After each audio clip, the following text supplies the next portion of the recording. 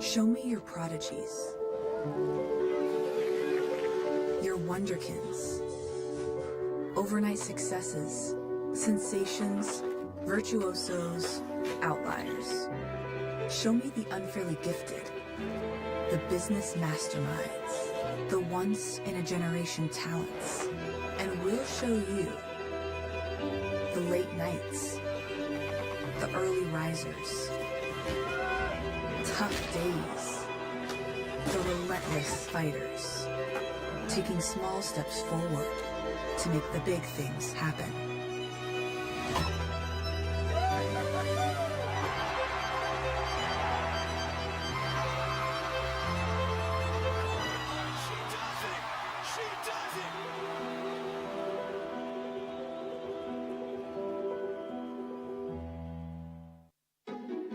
Almost everyone knows the Visa brand, one of the most trusted and recognizable in the world. But not everyone knows what Visa does. A credit card company. Not a credit card company. Is it a bank company? Nope. They loan money. Try again. They lend the money to you and then they charge your bank account later. Sorry. I have no idea. Oh! Can I have a clue? Visa is a payments technology company that facilitates commerce around the world. Whether you're making a purchase, sending money to a friend, or part of a business moving money to another business. Visa pioneered the electronic payments business more than 60 years ago, envisioning a world in which paying for something could be translated into electrons and photons that move across the globe at the speed of light. The consumer may access an infinite range of goods and services whenever he chooses, wherever he may be. Today, there are more than 4 billion Visa cards around the world in more than 200 countries and territories. During fiscal year 2022, more than 250 billion payments and cash transactions were made with the Visa brand, representing more than 14 trillion in payments and cash volume from the largest cities to remote communities around the globe.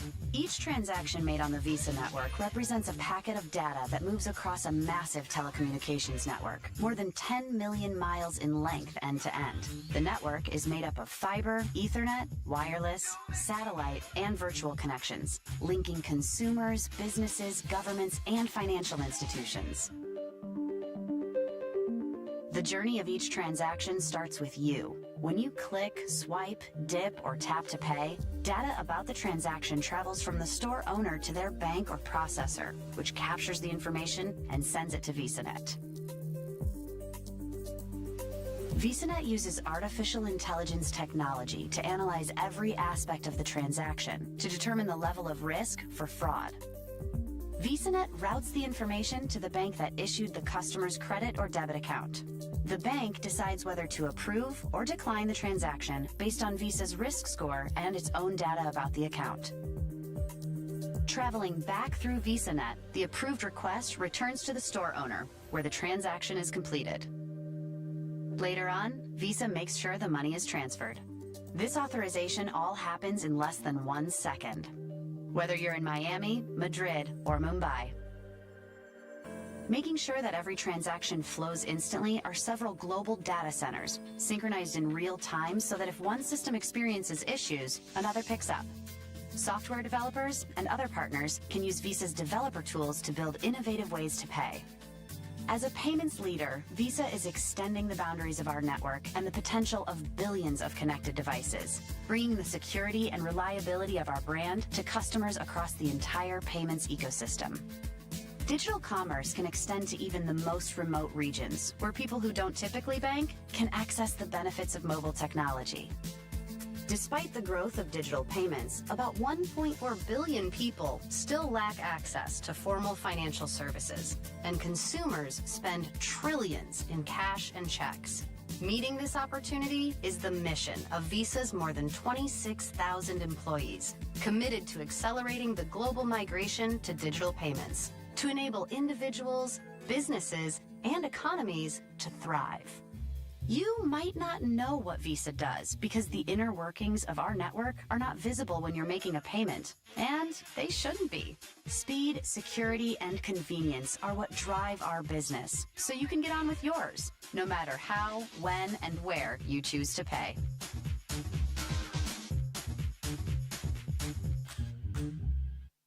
Artificial intelligence has the power to transform experiences. It helps make our daily lives easier, more convenient, and tailored to our likes and dislikes. AI helps you shop for the exact item you had in mind, or inspires you with a song or movie that suits your taste. It catches your typos when you're searching for the right ride for your road trip, and helps to keep you protected from fraud. Pioneered in 1993, Visa's AI has helped keep your payments safe and secure, getting smarter and smarter as time goes by. Because that's the thing about AI. The longer it's been around, the more it knows, and the better it becomes. Let's take another look. When you apply for a loan or a credit card, Visa's AI assigns a risk score to the application. This score can help your bank or credit union decide whether to accept the application, helping reduce new account fraud due to identity theft. When you make a purchase, Visa's AI uses sophisticated algorithms and more than 500 data factors to score the riskiness of every transaction, separating good ones from bad ones. This helps prevent fraud while approving the purchase you want to make, even if you're a new or infrequent shopper. And if your bank or credit union experiences an unexpected service outage, Visa's AI can step in on behalf of your bank and predict how your bank might have responded, which can help prevent your transaction from being declined so you can be on your way. Oh, and Visa's AI can also help shorten the time between your card being authorized at checkout and the funds actually leaving your account, meaning fewer pending transactions on your statement and greater clarity about your account balance. Unfortunately, in the age of cybercrime, you may not be the only one trying to track your money. Across the world, hackers are always innovating and using advanced tools to exploit and compromise consumer data such as account numbers and security codes. But Visa's security and AI capabilities help protect you. Visa's network is the most trusted network in the world. More than 204 billion transactions fuel it with information, keeping payments that flow through it safe and secure. How? By identifying sophisticated attack patterns and alerting financial institutions and merchants before hackers even get a chance to make fraudulent transactions. So whether you're setting off on a dream road trip or just want to order a new jacket, you can shop with peace of mind knowing that Visa's AI has your back. Today and tomorrow.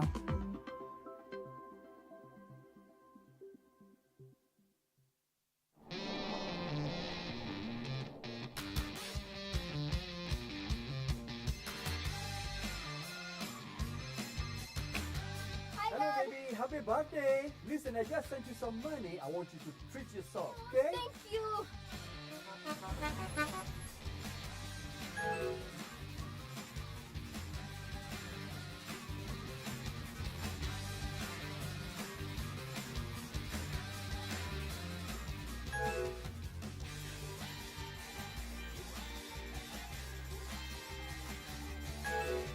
Thank you. Welcome.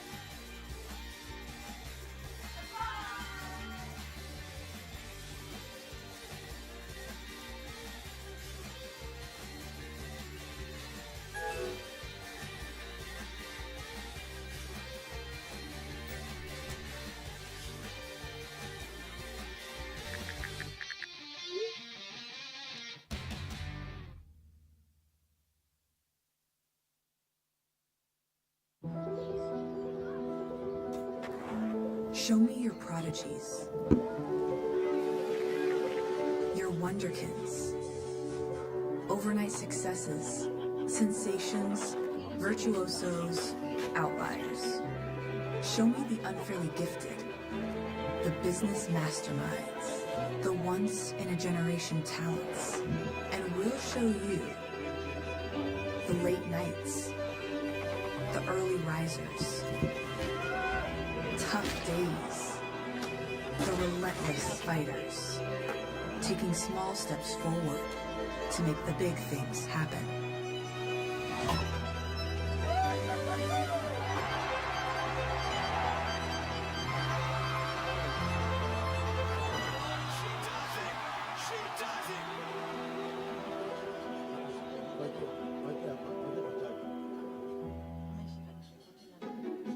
Almost everyone knows the Visa brand, one of the most trusted and recognizable in the world. But not everyone knows what Visa does. A credit card company. Not a credit card company. It's a bank company. Nope. They loan money. Try again. They lend the money to you and then they charge your bank account later. Sorry. I have no idea. Oh! Can I have a clue? Visa is a payments technology company that facilitates commerce around the world. Whether you're making a purchase, sending money to a friend, or part of a business moving money to another business.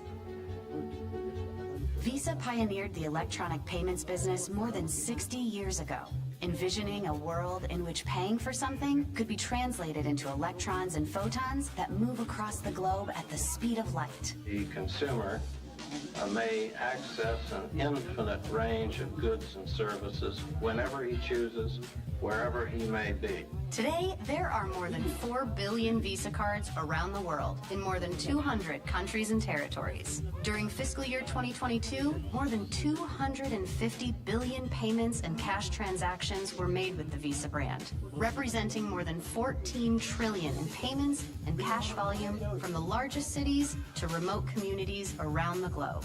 Each transaction made on the Visa network represents a packet of data that moves across a massive telecommunications network, more than 10 million miles in length end to end. The network is made up of fiber, Ethernet, wireless, satellite, and virtual connections, linking consumers, businesses, governments, and financial institutions.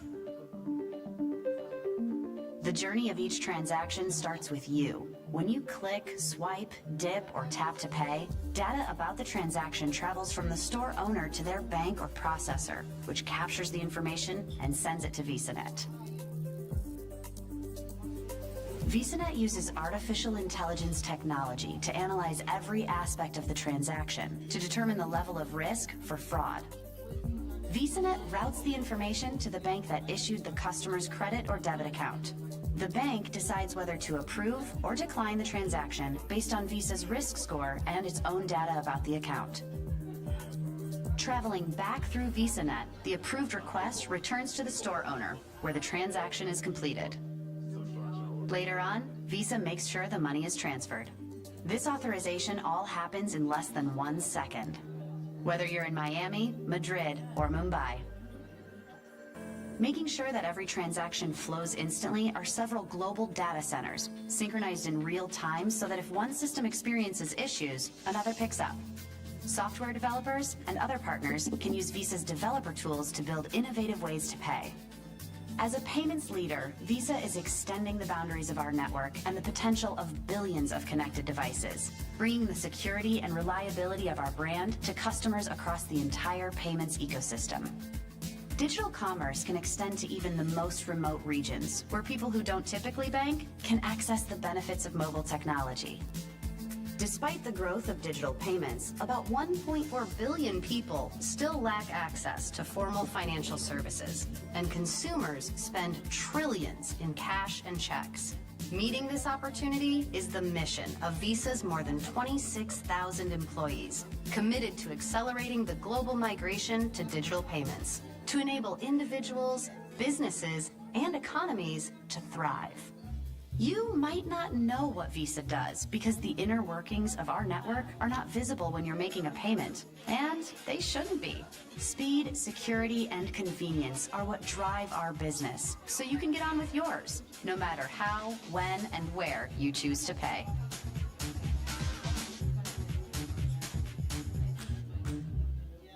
Artificial intelligence has the power to transform experiences. It helps make our daily lives easier, more convenient, and tailored to our likes and dislikes. AI helps you shop for the exact item you had in mind, or inspires you with a song or movie that suits your taste. It catches your typos when you're searching for the right ride for your road trip, and helps to keep you protected from fraud. Pioneered in 1993, Visa's AI has helped keep your payments safe and secure, getting smarter and smarter as time goes by. Because that's the thing about AI. The longer it's been around, the more it knows, and the better it becomes. Let's take another look. When you apply for a loan or a credit card, Visa's AI assigns a risk score to the application. This score can help your bank or credit union decide whether to accept the application, helping reduce new account fraud due to identity theft.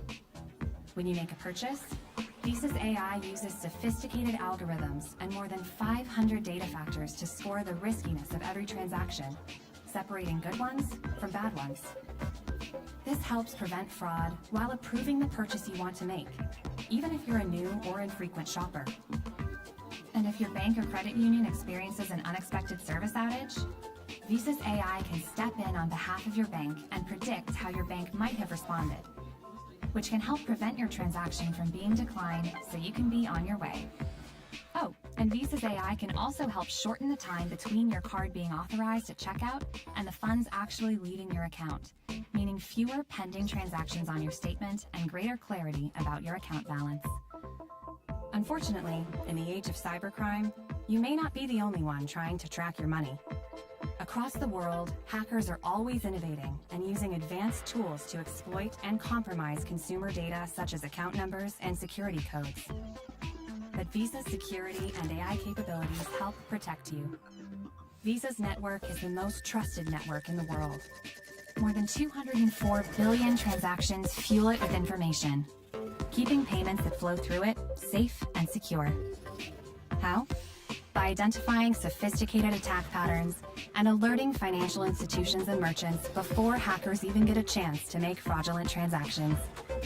So whether you're setting off on a dream road trip or just want to order a new jacket, you can shop with peace of mind knowing that Visa's AI has your back. Today and tomorrow.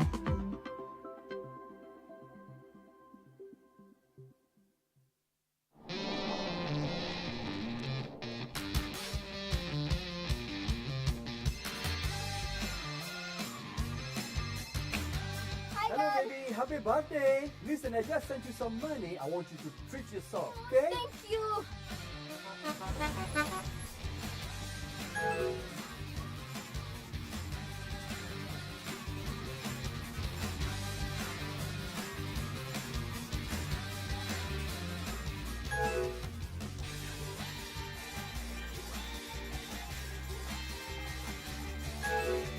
Thank you.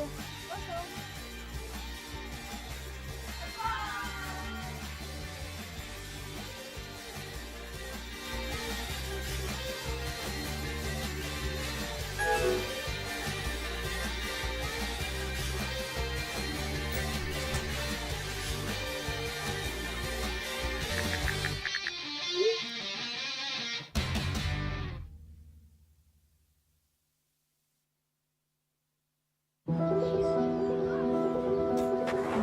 Show me your prodigies,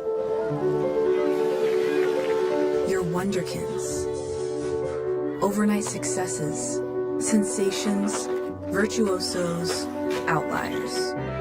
Show me the unfairly gifted, the business masterminds, the once-in-a-generation talents, and we'll show you the late nights, the early risers, tough days, the relentless fighters, taking small steps forward to make the big things happen.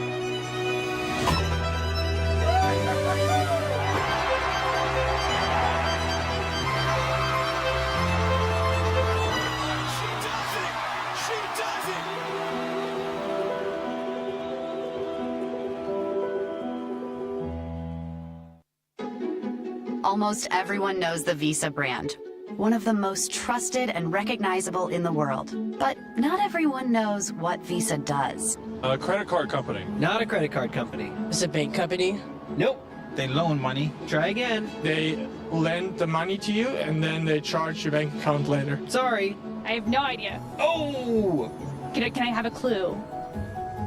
Visa is a payments technology company that facilitates commerce around the world. Whether you're making a purchase, sending money to a friend, or part of a business moving money to another business.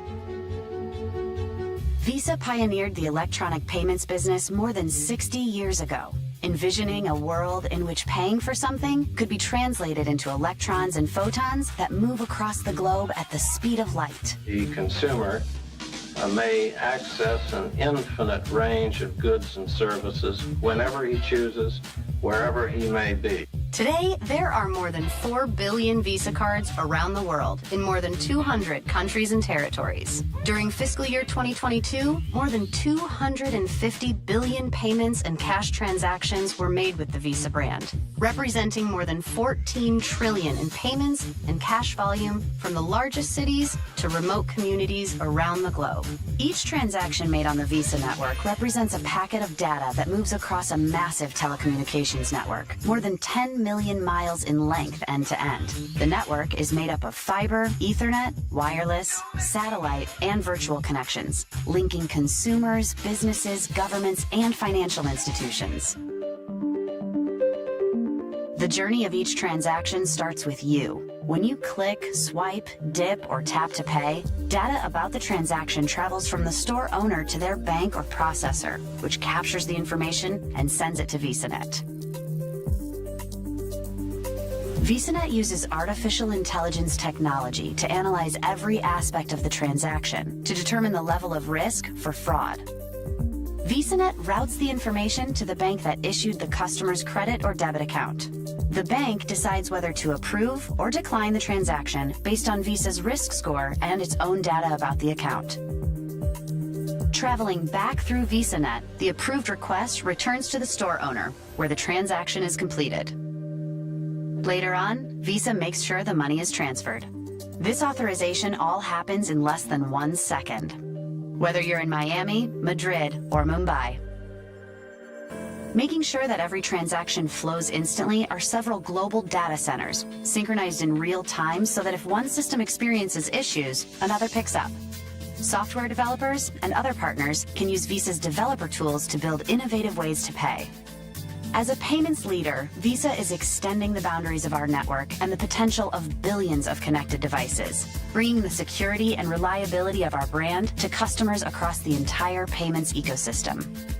Digital commerce can extend to even the most remote regions, where people who don't typically bank can access the benefits of mobile technology. Despite the growth of digital payments, about 1.4 billion people still lack access to formal financial services, and consumers spend trillions in cash and checks. Meeting this opportunity is the mission of Visa's more than 26,000 employees, committed to accelerating the global migration to digital payments, to enable individuals, businesses, and economies to thrive. You might not know what Visa does because the inner workings of our network are not visible when you're making a payment, and they shouldn't be. Speed, security, and convenience are what drive our business, so you can get on with yours, no matter how, when, and where you choose to pay.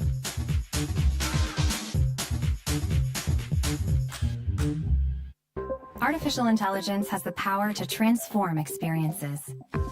It helps make our daily lives easier, more convenient, and tailored to our likes and dislikes. AI helps you shop for the exact item you had in mind, or inspires you with a song or movie that suits your taste. It catches your typos when you're searching for the right ride for your road trip, and helps to keep you protected from fraud. Pioneered in 1993, Visa's AI has helped keep your payments safe and secure, getting smarter and smarter as time goes by. Because that's the thing about AI. The longer it's been around, the more it knows, and the better it becomes. Let's take another look. When you apply for a loan or a credit card, Visa's AI assigns a risk score to the application. This score can help your bank or credit union decide whether to accept the application, helping reduce new account fraud due to identity theft. When you make a purchase, Visa's AI uses sophisticated algorithms and more than 500 data factors to score the riskiness of every transaction, separating good ones from bad ones. This helps prevent fraud while approving the purchase you want to make, even if you're a new or infrequent shopper. And if your bank or credit union experiences an unexpected service outage, Visa's AI can step in on behalf of your bank and predict how your bank might have responded, which can help prevent your transaction from being declined so you can be on your way. Oh, and Visa's AI can also help shorten the time between your card being authorized at checkout and the funds actually leaving your account, meaning fewer pending transactions on your statement and greater clarity about your account balance. Unfortunately, in the age of cybercrime, you may not be the only one trying to track your money. Across the world, hackers are always innovating and using advanced tools to exploit and compromise consumer data such as account numbers and security codes. But Visa's security and AI capabilities help protect you. Visa's network is the most trusted network in the world. More than 204 billion transactions fuel it with information, keeping payments that flow through it safe and secure. How? By identifying sophisticated attack patterns and alerting financial institutions and merchants before hackers even get a chance to make fraudulent transactions. So whether you're setting off on a dream road trip or just want to order a new jacket, you can shop with peace of mind knowing that Visa's AI has your back. Today and tomorrow.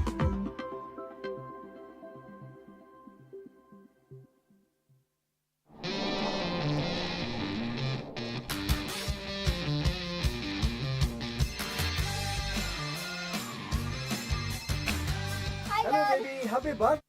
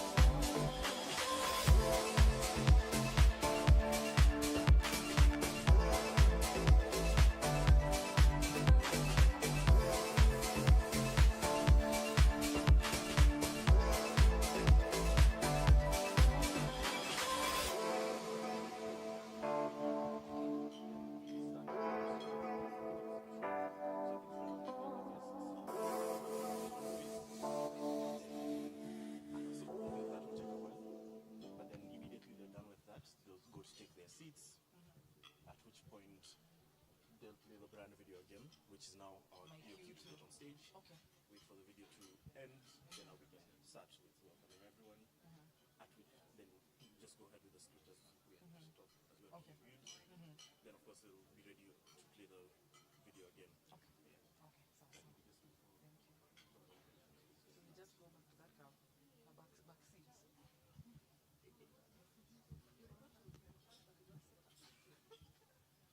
Yeah, because you have an extra stool now, so you have place to keep yourself at the team.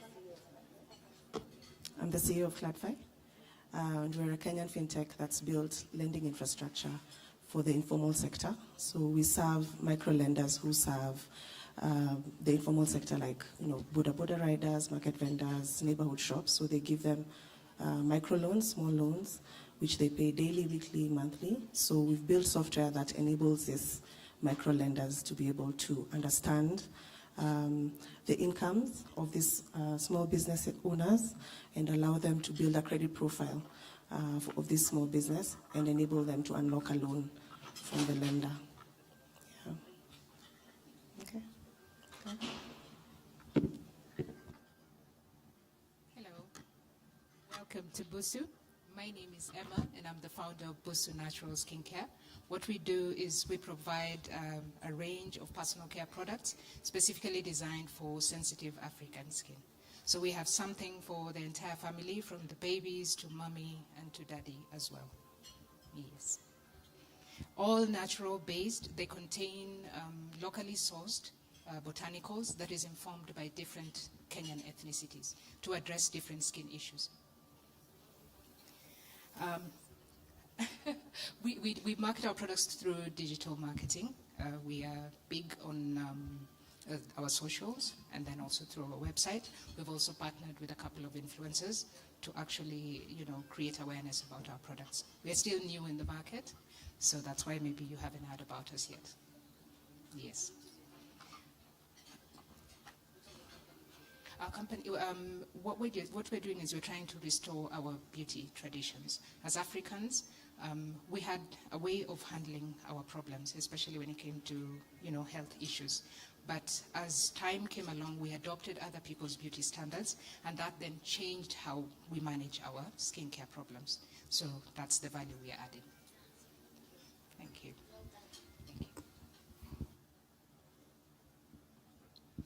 Hello. Good morning. My name is Renis from Call with Kids. We are a STEM makerspace in Kibera. We train young kids from 6 years to 18 who are interested in STEM. So we offer science, technology, engineering, and maths. We have different modules. We have robotics. We have 3D design and printing. We have physical computing, game design, science experiments, and mathematics as well. Thank you. So far, we've trained over 2,500 kids. Thank you. Thank you.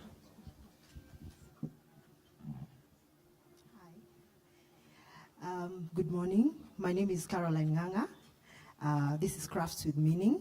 We are a social enterprise and a lifestyle brand. We work with artisans around the country and with some in Uganda to create home decor goods, lifestyle accessories, corporate merchandise, and lifestyle accessories as well. So our model incorporates independent artisans who work in their localities as freelancers. We provide them with the designs, and then they produce and we give them access to market. So our strategy is to create for them sustainable livelihoods from their talent.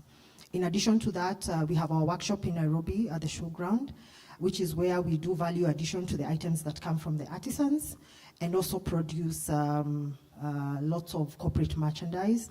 We've got some big names under our sleeve. We work for the World Bank Group, the African Development Bank. The recent big meeting, all the bags that were given to the delegates from across Africa were manufactured by us. And our intention is to support over 1,000 artisans in the next 5 years. We currently have 200 artisans.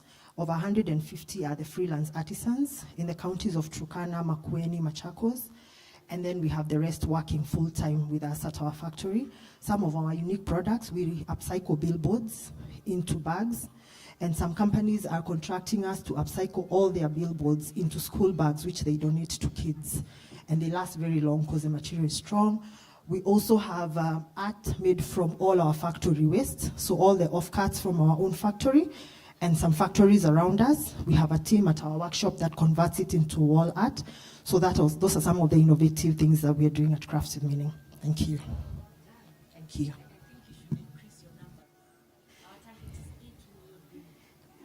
Okay, yeah. Absolutely, thank you. Thank you. Good morning to you. Welcome to Timal Group. We recycle plastic waste into building materials, and they're green building materials. As we see, this is plastic waste that is gotten from women that we work with. So we work with waste aggregators and community-based organizations, of which 85% are women.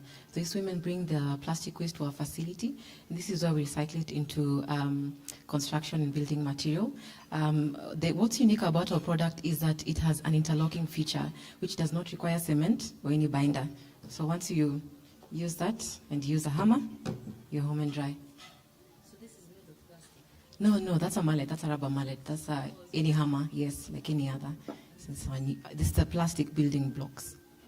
Yes. All right, thank you. Thank you very much. Yes, we are actually training more and we're mentoring more, especially in the fundi sector, where we have the craftsmen that are learning how to use the construction material, as well as learn the material that we're using on collecting the plastic waste. Yes.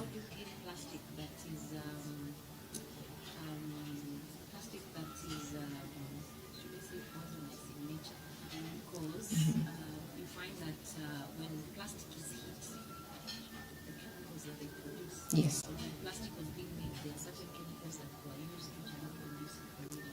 Yes. So if you're building a house with usable waste, how do you ensure that?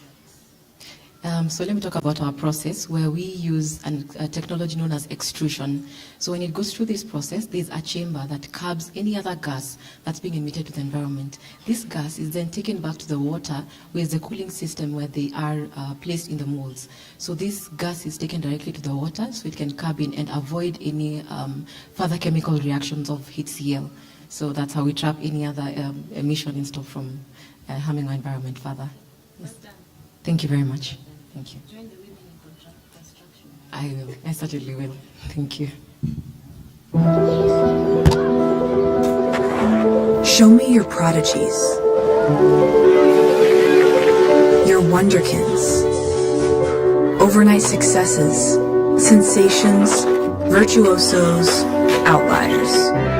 Show me the unfairly gifted, the business masterminds, the once-in-a-generation talents, and we'll show you the late nights, the early risers, tough days, the relentless fighters, taking small steps forward to make the big things happen.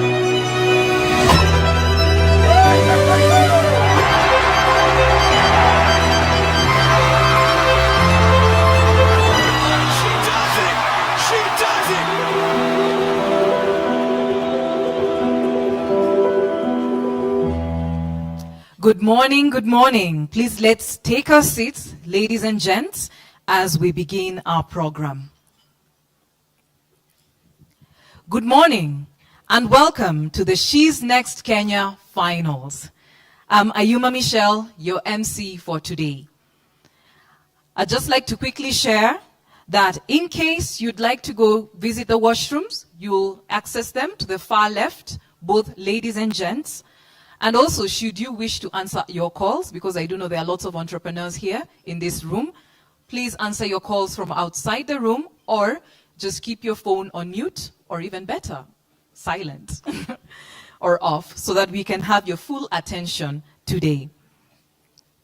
You know, I really like that the new Visa brand video that we've just shared and how inspiring it is, and we'll get back to it first. But I'd just like to quickly ask, could we just get on our feet for a moment of silence for our young children who lost their lives fighting for the democracy of our nation? A moment of silence.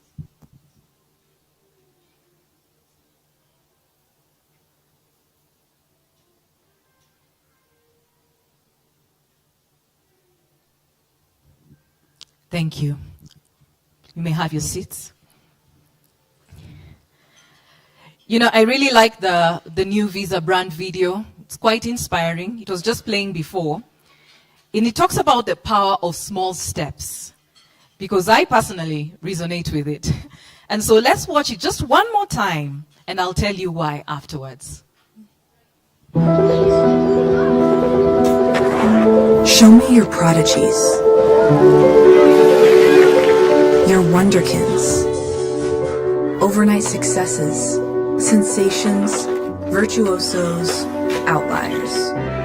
Show me the unfairly gifted, the business masterminds, the once-in-a-generation talents, and we'll show you the late nights, the early risers, tough days, the relentless fighters, taking small steps forward to make the big things happen.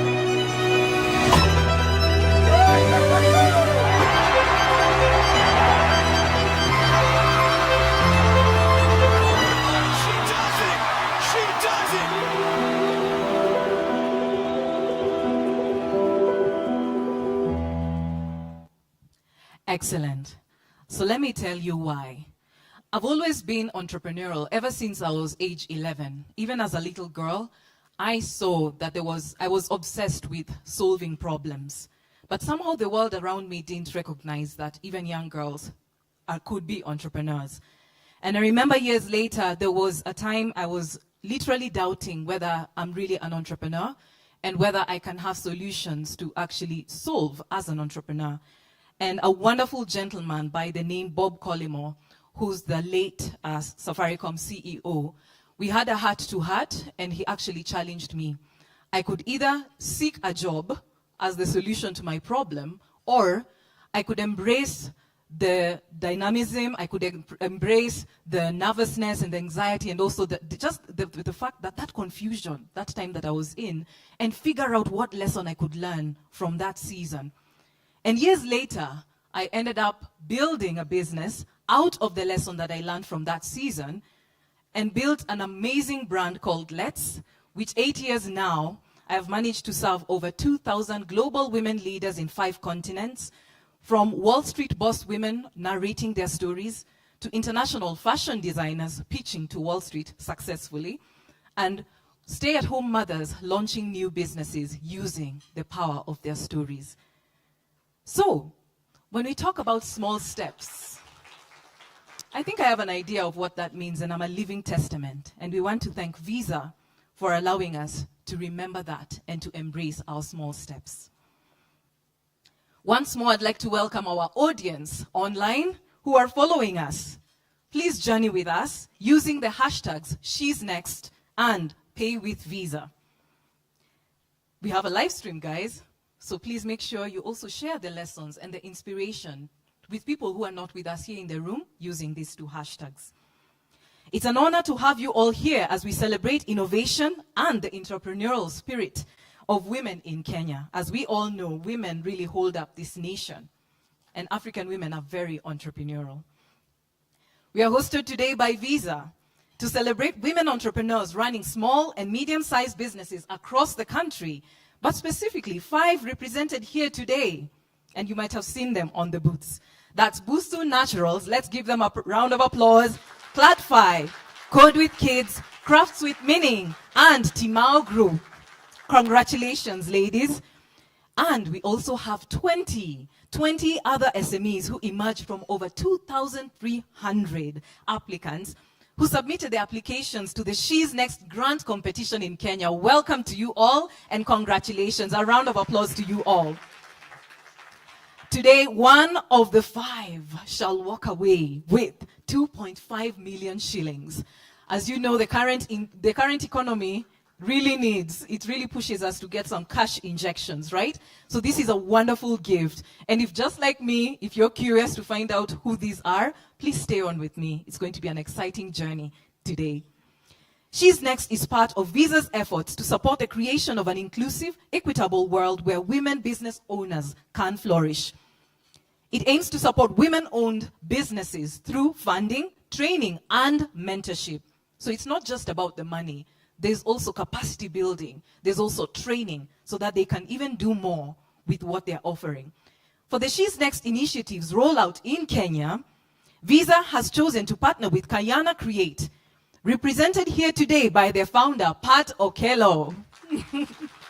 We honor you, Pat. Thank you. Kayana Create is a community of female entrepreneurs that seeks to support and empower talented women entrepreneurs to take their businesses to the next level. Through this partnership with Visa and Kayana, they're looking to create a community of women entrepreneurs that benefit directly from the She's Next program to undergo training, mentorship, and capacity building, as well as become members of a community of like-minded, driven women who can support each other in their entrepreneurial journey. Those of you who are entrepreneurs, it gets lonely sometimes, right? But you do not need to walk alone. It's important to surround yourself with people who are visionaries so that they can equally challenge you, encourage you, and even lift you up on your journey. The She's Next program is about more than just giving funding. And to the often overlooked women of entrepreneurs, it's about equipping them with the skills to enhance their businesses. For those in the room here at Hyatt Regency in Nairobi, take note of the emergency exits. I feel like an air hostess. Take note of your emergency exits. You'll see them in green at the back, because you never know, in case of an emergency, please use those gates to exit, right? Remember, your way to the washrooms are right on the far left, and in case of that business call or that investor who was calling you up, I do know, please just exit the room and be able to respond to your calls. Also, let's keep our phones on mute or even off. Speaking of women supporting women, and can we look at this outfit for a moment? This is 100% made in Kenya and a woman-owned business. It's called Icon.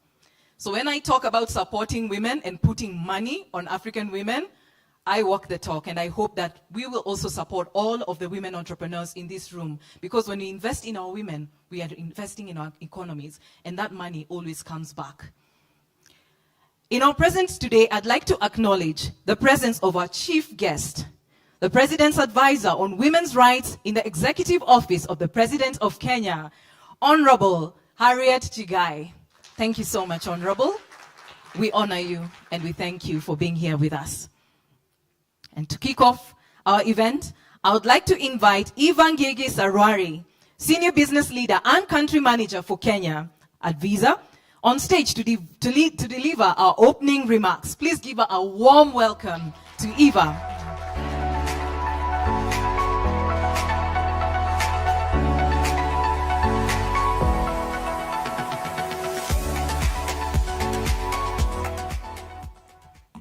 Thank you, Michelle. That's really a tough act to follow, but I will attempt. Our chief guest, Honorable Harriet Chigai, the President's Advisor on Women's Rights, all our partners, and my Visa colleagues, and our women-owned SMEs present here, good morning. The power of small steps. I mean, that's a video that makes me tear every time I watch it. I am honored to stand before you at the She's Next Kenya Finals, a platform that truly embodies our commitment to empowering women entrepreneurs and consistently demonstrates the transformative power of small steps in our lives. As you have seen in our new brand promise video that we played earlier on, we believe in the power of small steps, in the value of incremental progress that take you everywhere you aspire to be.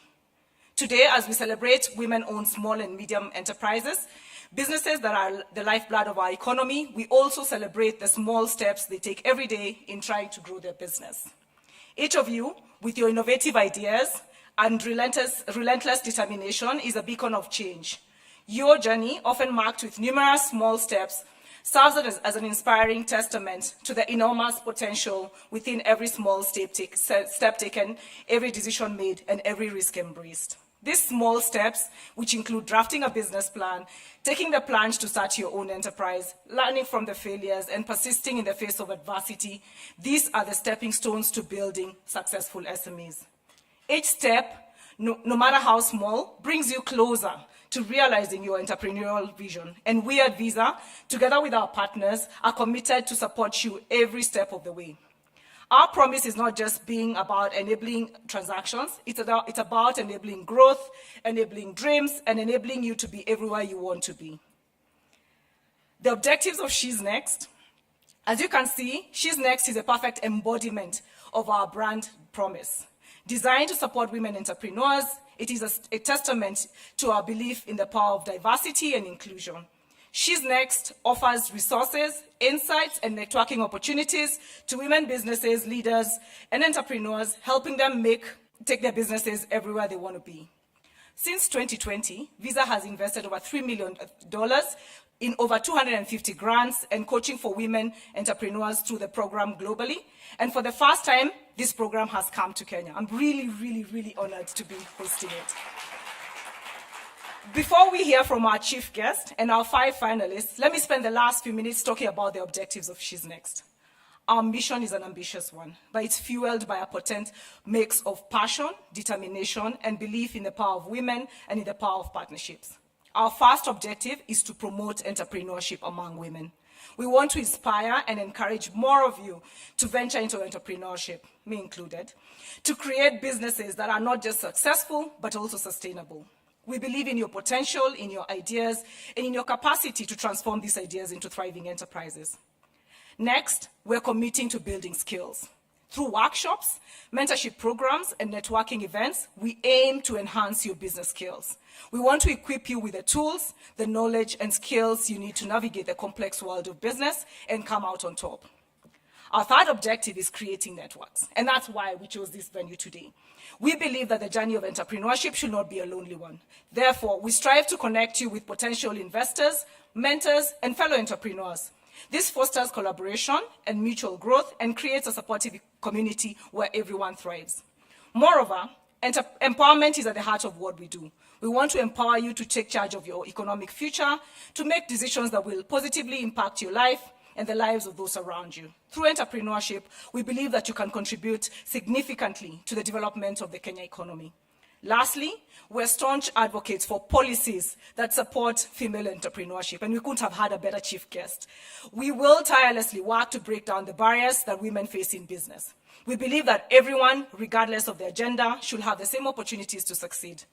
So, ladies and a few bold gentlemen, as I conclude my brief remarks, let me thank those of you who have taken the plunge with us and joined us on this inaugural journey of She's Next Kenya. And let me urge others to join us. And together, let's be part of a story of transforming women entrepreneurship in Kenya. To the SMEs present here today, the power of small steps is immense. It is the foundation upon which great enterprises are built. As we celebrate your achievements today, remember that each step you take is a testament to your strength, your vision, and your ability to transform the world around you. Keep taking those small steps, for they lead to greater journeys. All the best in your journeys, and good luck to our top and very amazing 5 finalists as you make your presentation to the judges. Thank you. So it's now my great pleasure and honor to invite our chief guest, the President's Advisor on Women's Rights. Pioneering this role in Kenya, she diligently advocates for the rights and empowerment of women and girls, providing invaluable counsel to the President on matters pertaining to gender equality and women's empowerment. She's also an advocate of the High Court, boasting over a decade of experience across various sectors, including private legal practice and senior management roles. She's passionate about women's empowerment, leadership, governance, and youth mentorship. Please join me in welcoming Honorable Harriet Chigai to the stage with a round of applause.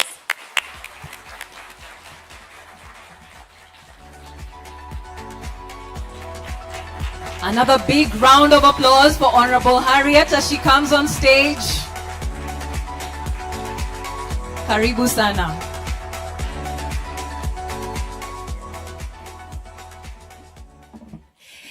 I insist, you must continue clapping.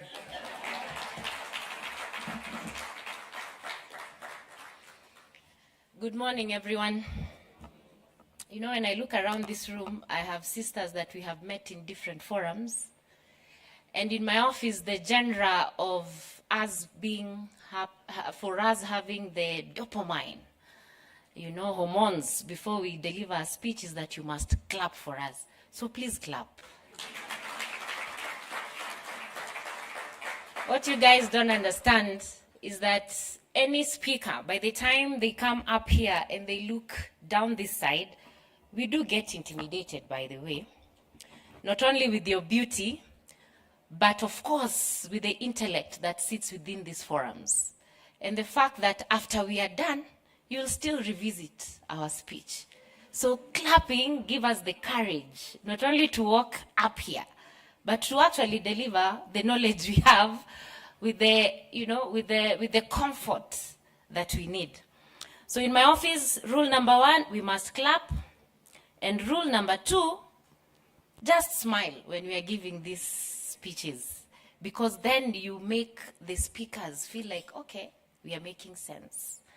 So good morning, ladies and gentlemen, once again. Are you happy today? Good. So first of all, allow me to say thank you very much, Visa. I know the first time I met Gigi, we were in a forum like this, slightly bigger, organized by ABSA.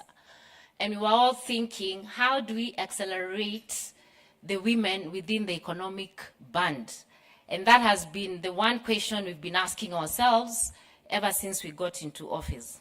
So Chad Pollock, Visa East Africa Vice President and General Manager, Ivan Gigi, now that I told you we are now conjoined twins, I'm not gonna let go until we deliver the promises for women. Ladies and gentlemen, I have seen quite a number of leaders from banks.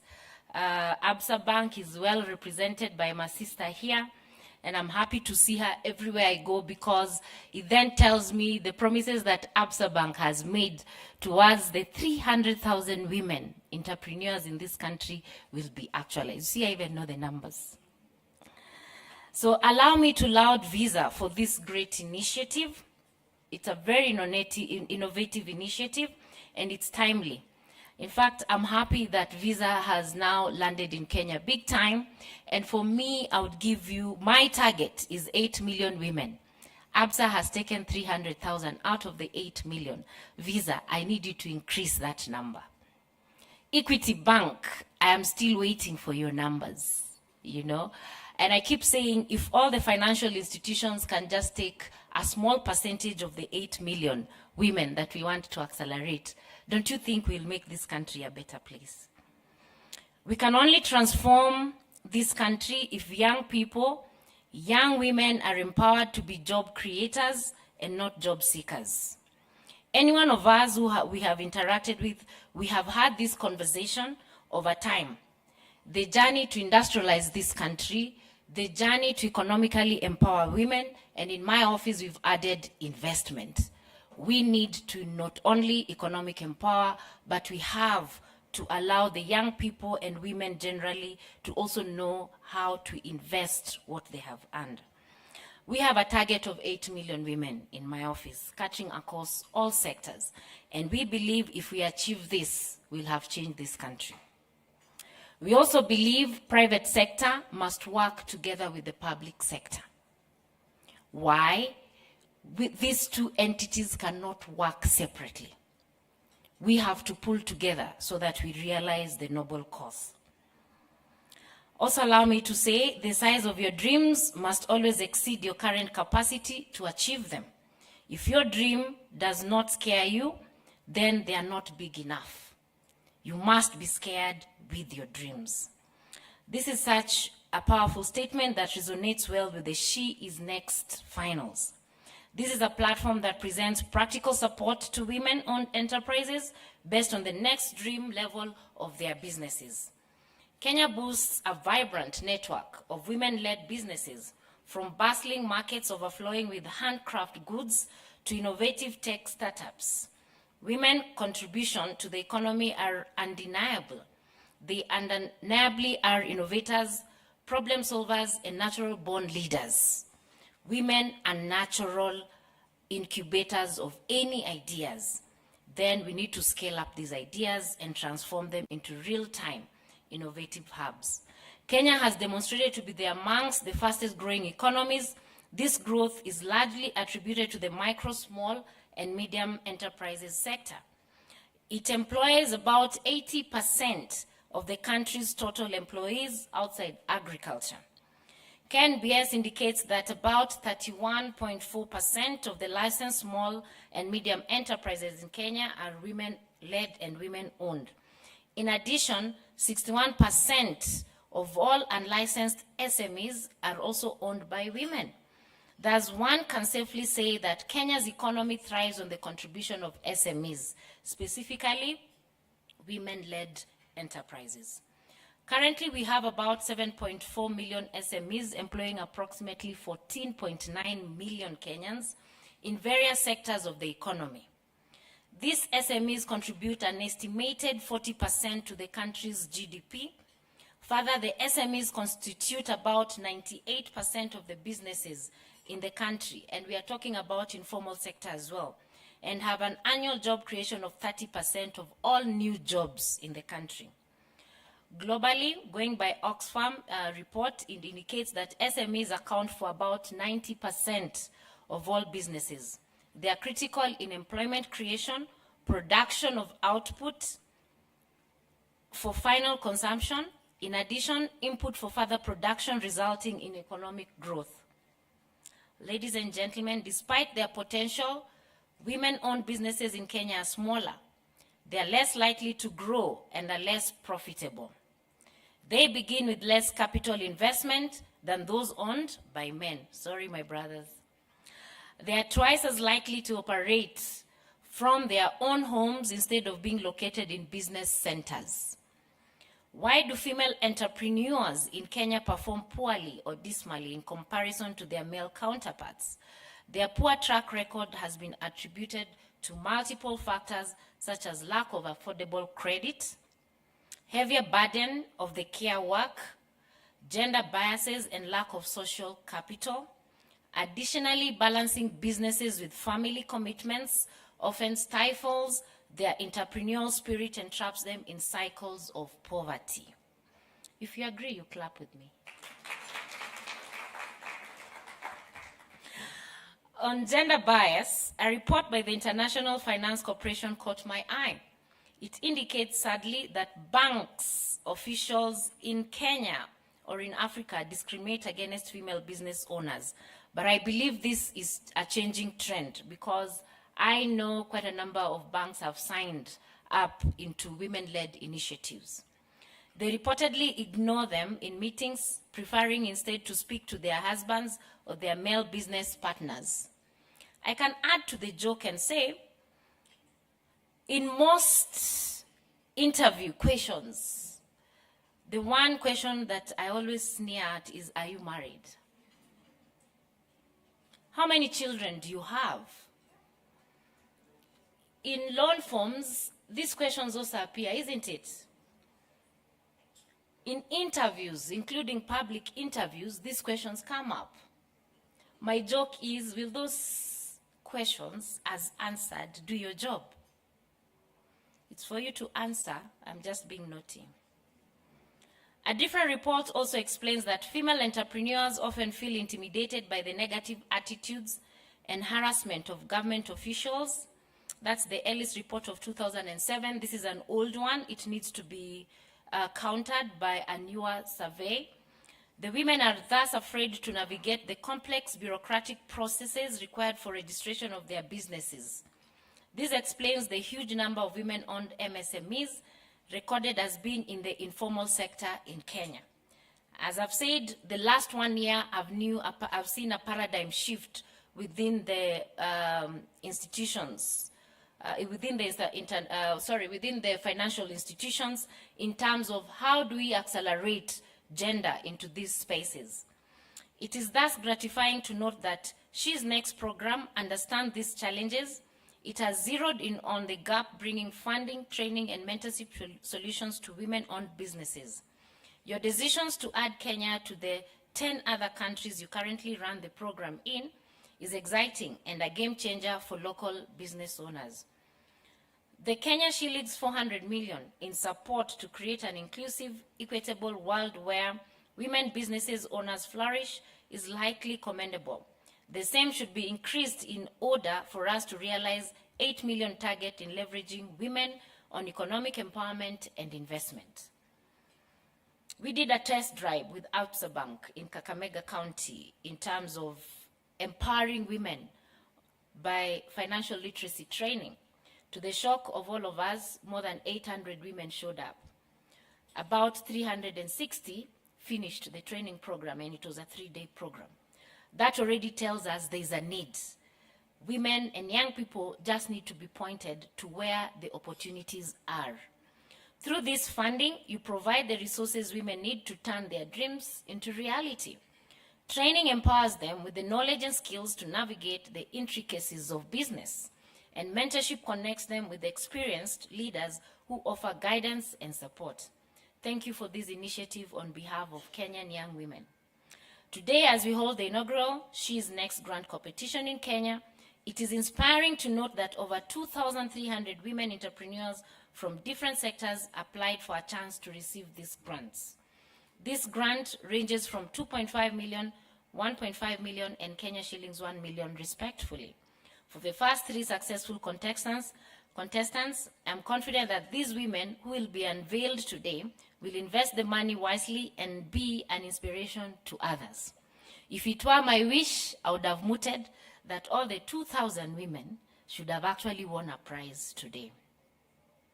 It is important to note, too, that it's in addition to the successful applicants, an additional 15 SMEs will enter a capacity building and mentorship program. This is being carried out in partnership with Create, a community of female entrepreneurs. This partnership seeks to support and empower talented women entrepreneurs to take their businesses to the next level. Ladies and gentlemen, mentorship is key for any thriving entity, be it at personal level or corporate setup. Allow me at this point to highlight briefly the contributions of Government of Kenya to gender inclusivity and women economic empowerment. For the first time, my office was created. With Gen Z, maybe I will step aside. It is to drive the conversation of inclusivity, plus women and girls' empowerment. This unprecedented but strategic move has already borne major fruits for women across different sectors. My office has partnered and continues to collaborate with all stakeholders to keep this conversation going, alive. This is geared towards bringing about meaningful change to the lives of Kenyan women and girls. Take note, we have signed up the Gender Parity Accelerator with World Economic Forum, and within this space, we are collaborating with all private entities, including banks, to accelerate the gender space for all women. Our key pillar is economic empowerment and investments. The Constitution of Kenya marks an important precedent in addressing women's empowerment. It avails principles that guide resources allocation and equal opportunities to women and men.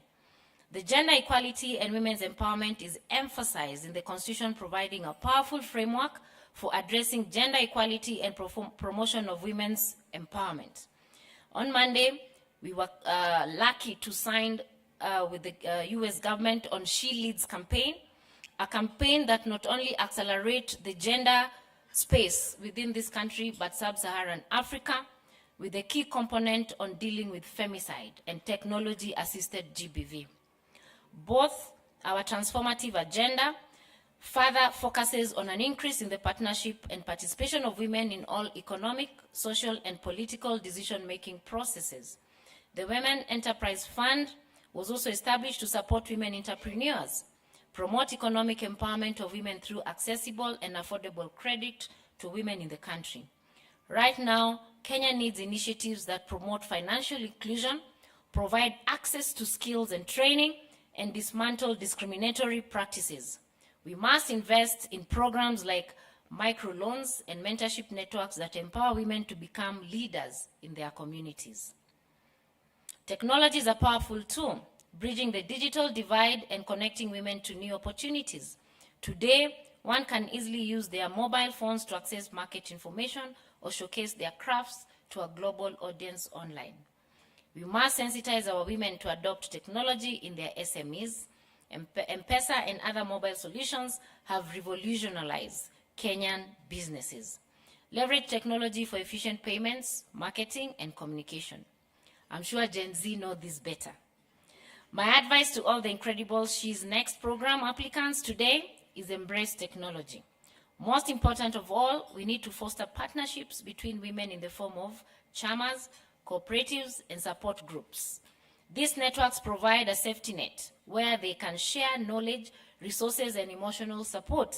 Through these groups, they can pool resources to buy better equipment or negotiate for better prices for their products. Better still, negotiate better interest rates within their sphere of businesses. You guys, you need to clap, man.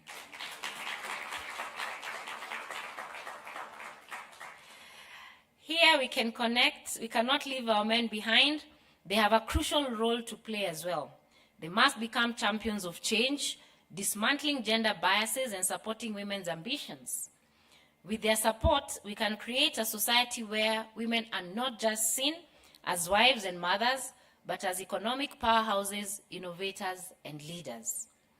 The transformation of Kenya into an inclusive, equitable world where women businesses owners flourish is the business of all of us.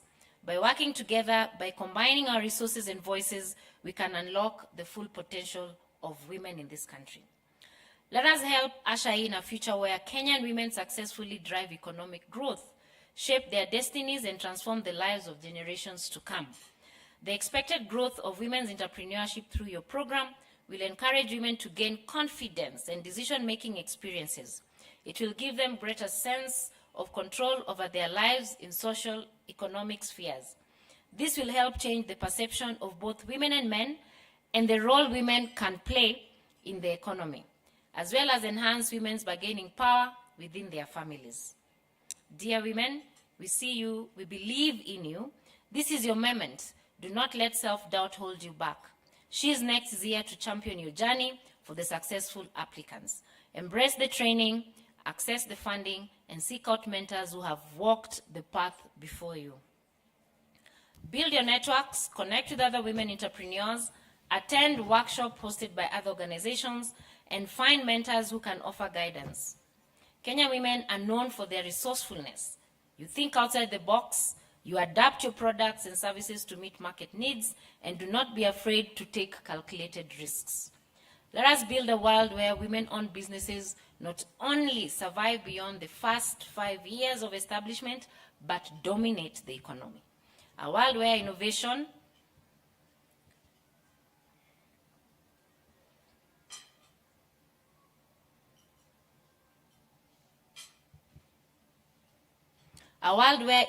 knows no gender. It is critical for initiatives that enhance women's economic empowerment to be scaled up. This will ensure women-led businesses thrive and will catapult women in leadership. Therefore, we shall be able to deal with domestic or domiciled catalyzers of GBV in many cases. We all agree that for us to deal with GBV and other cases related to oppression of women, the women economic base has to be pulled up. All these measures, however, cannot succeed in isolation. There's an urgent need for collective action. Non-state actors, development partners, and the private sector must join hands with government to create lasting solutions to these challenges. Together, we cannot rewrite the narrative. We can redefine what it means to be a successful entrepreneur. We can build a world where she is next becomes she is leading. Thank you very much. Round of applause. I don't know whether there's anyone who wants to take questions before I go. Yes, please. Can we have a mic? Sorry. Hi, I'm Carol from DX5. So I write for a tech publication. You had mentioned that women need to be encouraged to embrace technology. Why do you think they haven't embraced it? What is the fear around technology that is not propelling them forward? All right, thank you very much. That's a very good example of the question that you actually have the answer because you're in the tech space. But I will attempt it because we all know the challenges of technology.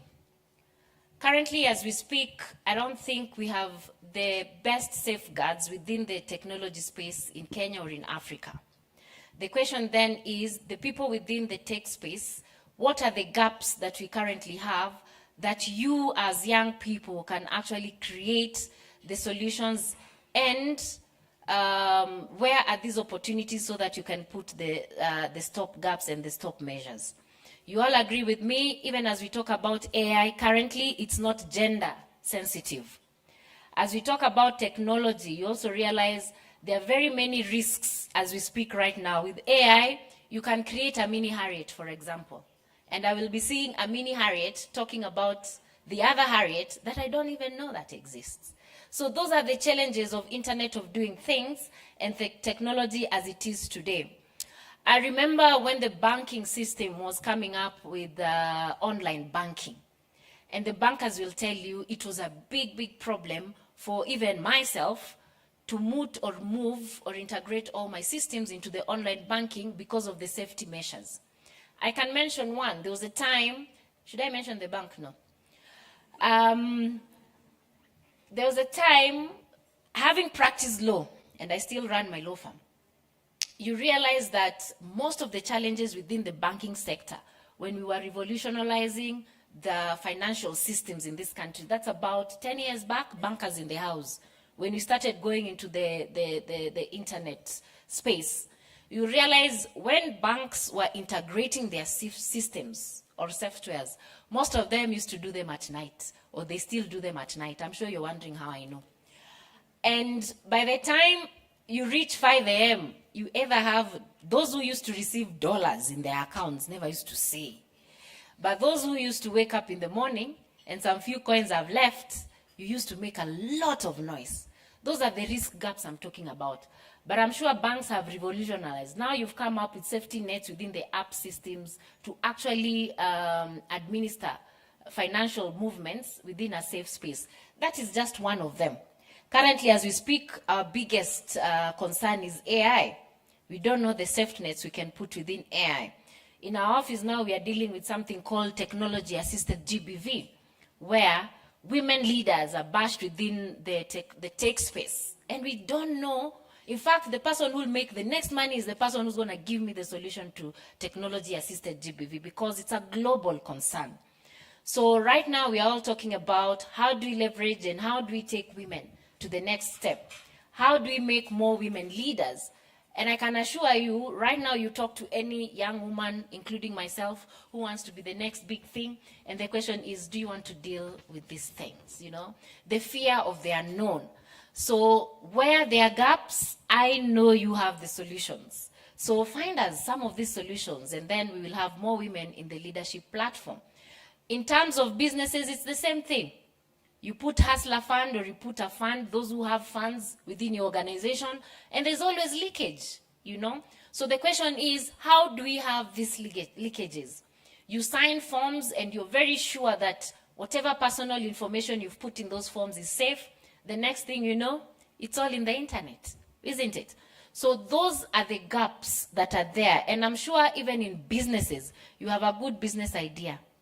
By the time you want to implement it, someone else has already implemented it, patented it, you can't even defend yourself. So those are the gap measures within tech innovation, which all of us actually need to come up with solutions.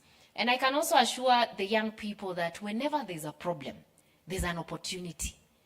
Whenever you see a gap, you, the person who will find solutions to those gaps, you're going to be the next billionaire because you'll own that innovation.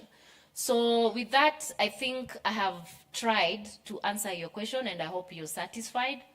And you can also identify all the gaps within the business sector that actually need to be addressed. And if you find the solution, you'll be the next big thing in tech.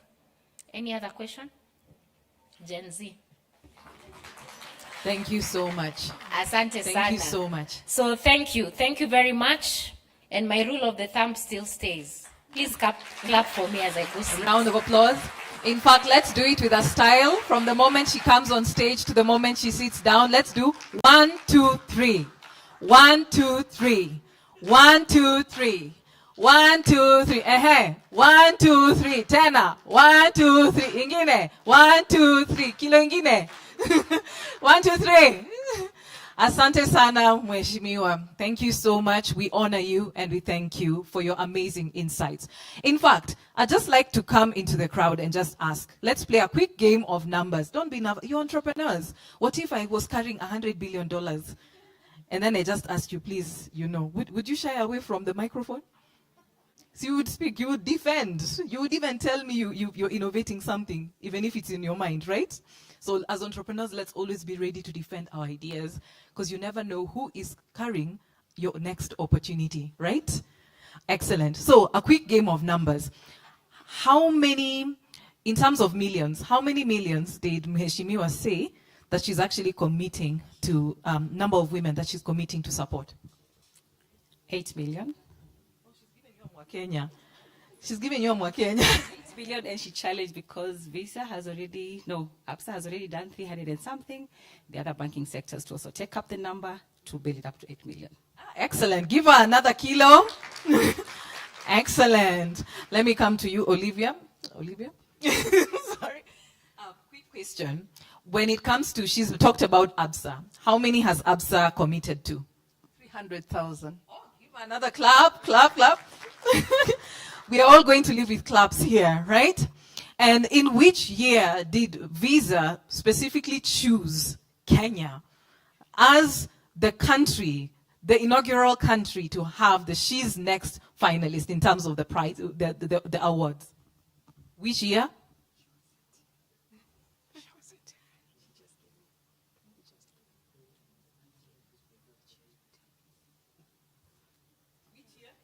Let me come here. Which year?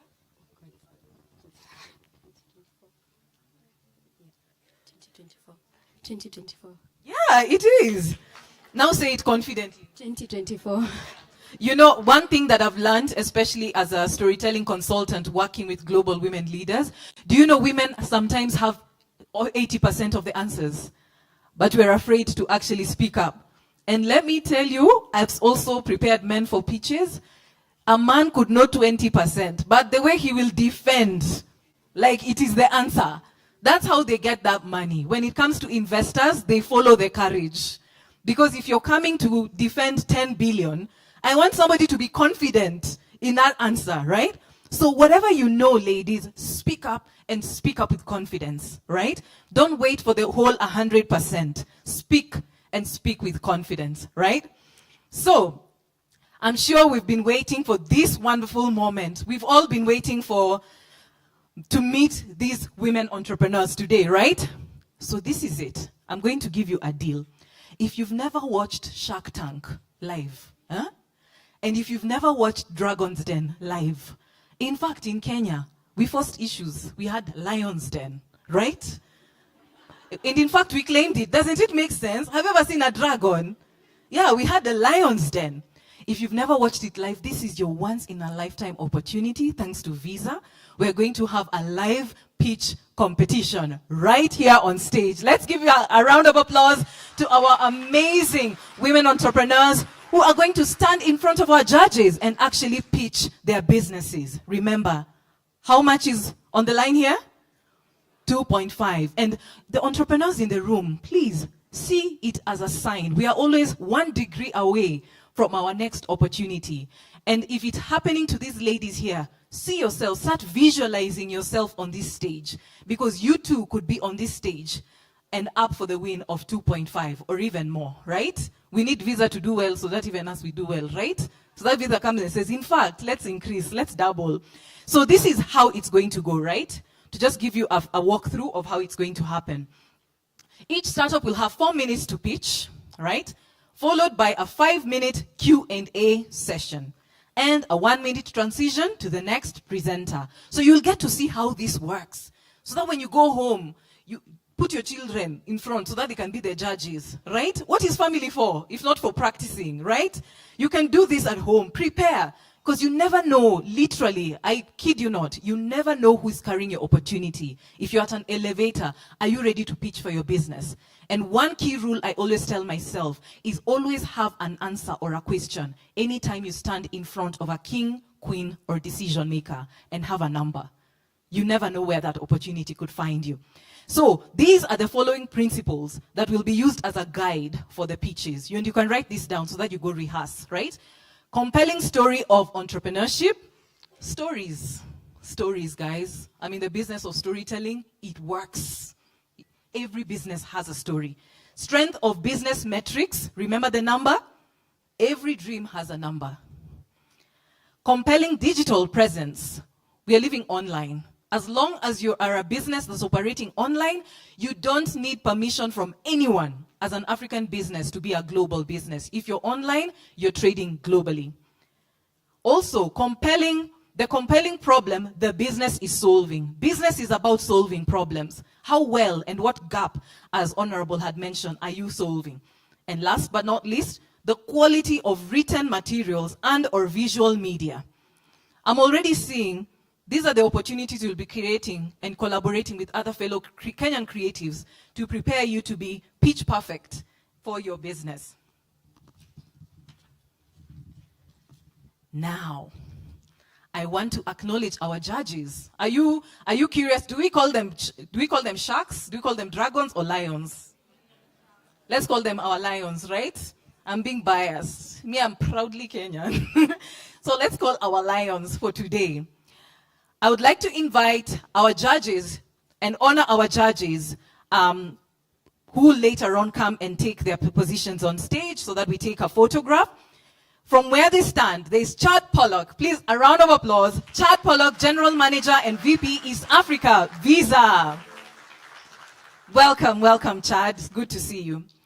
Next is Esther Waititu, Chief Financial Services Officer at Safaricom PLC. Thank you, Esther. We honor you.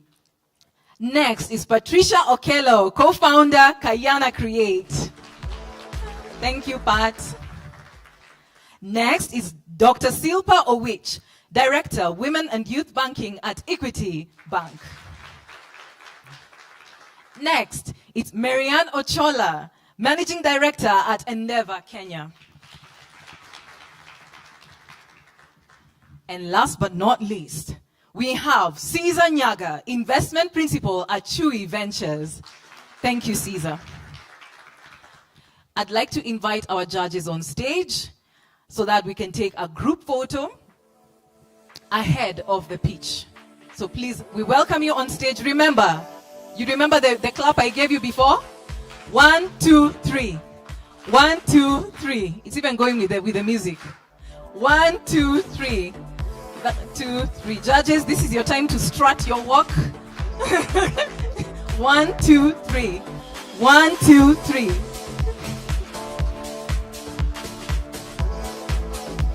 Excellent. So our photographer is going to guide you on how to take a great photo.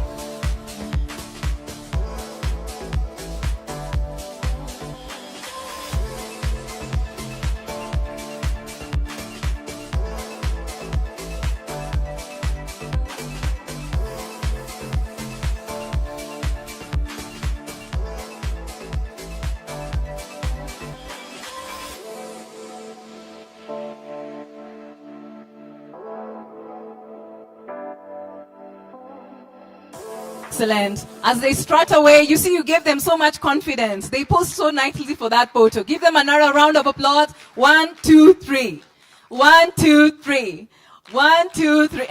1, 2, 3. Ingine. 1, 2, 3. 1, 2, 3. Thank you so much, judges. You all look great. Thank you so much also for embracing the beautiful African print. You all look amazing. Thank you. We are waiting for our judges to take their seats. On the judging panel, karibuni sana, our lions for today. And we all excited for the pitch? So let's give a big round of applause for our first startup, which is Busu Naturals. Give a round of applause for Busu Naturals to give her the confidence. Busu Naturals addresses the need for locally manufactured emollients that cater for sensitive African skin. Over to Busu Naturals. Good morning, everyone.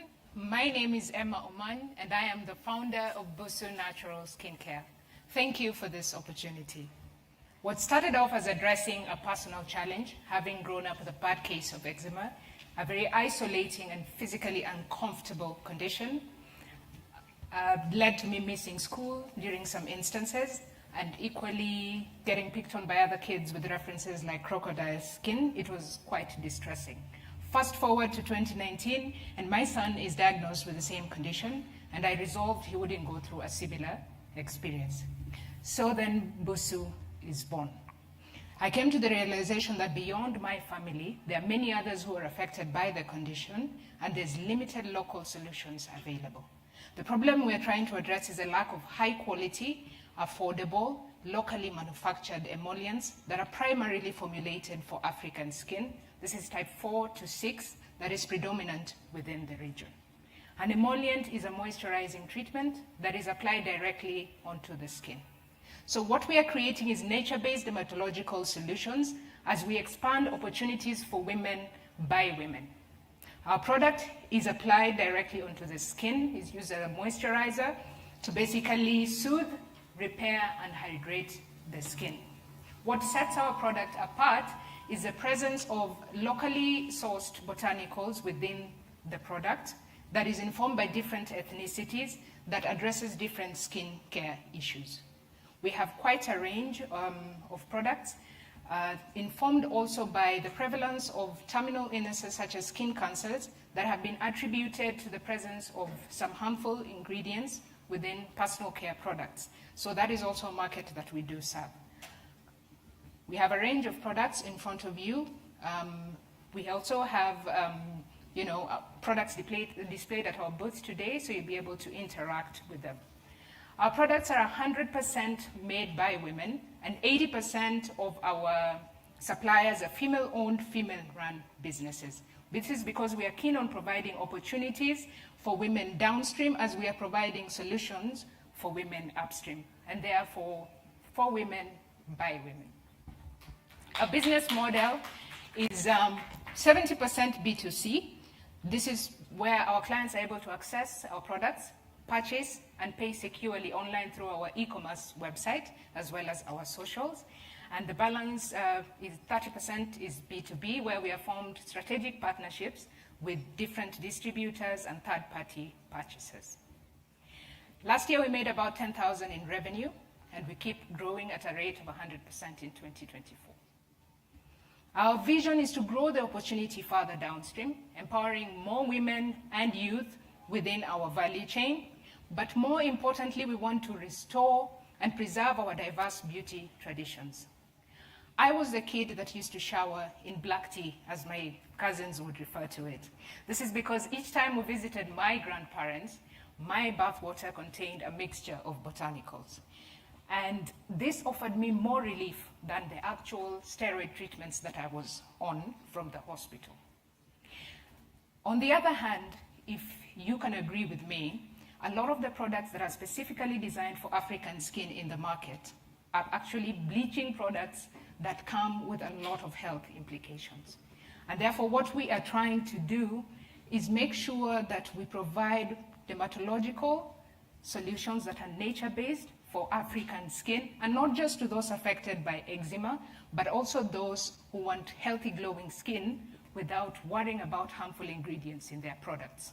You can reach us on the contacts on the screen, scan our QR code to access our catalog, and a 10% discount on our products today. Thank you.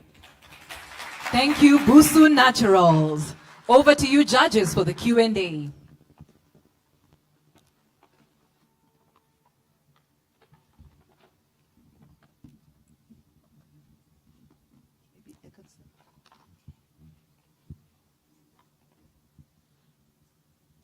So, good morning, and well done, and thank you very much for sharing your personal story.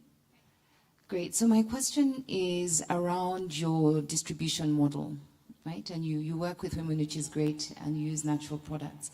So who are your key distributors? How do we get to hear about your business, and how do you reach your customers? We mainly reach our customers through digital marketing. We have partnered with pharmacies like Garnet Pharmacy that those offer the physical shops where we stock our products. But we have also partnered with an organization called Twiva that connects entrepreneurs with influencers to therefore put a word out for your business out there, so that mainly we reach our customers digitally. Yeah. Great pitch. Thank you. And you have great skin. It's glowing from here. Thank you. So my question is about how big is this market? And the African women, it's quite a huge target group. So who's the niche you're targeting? How big is this market? And there's so many brands currently trying to do the same thing. So how are you conquering that niche that you've identified for yourself? Okay. So in 2023, our niche market is eczema-prone skin. In 2023, the research showed that the African market for eczema products or emollients was valued at 12.5 billion. And it is predicted to grow at a rate of 7%. And that means by 2029 or 2030, it should be at about 20 billion. So that's the stats about that market. What sets us apart is, like I said, we are focused on community. In Kenya, we come from different ethnicities. And within these different ethnicities, we had solutions for a particular ailment. So what Busu has figured out and what sets us apart is we figured out which particular botanical works for a particular issue, and we find a way to incorporate that into our product so that you get a multi-product. It's not just one use, it has several uses. So that then sets us apart from the competitors. Yes. Hi. Hello. Incredible story. Thanks for sharing with us. I have 2 questions. One, you talked about your products being locally sourced. So how sustainable is that when you look at the value chain? And 2, it's evident that your growth is the business, the revenues are coming up and are going very strong. Yes. You've just talked about 12.5 million in terms of growth in Africa. Yes. What's your target like in terms of revenue growth?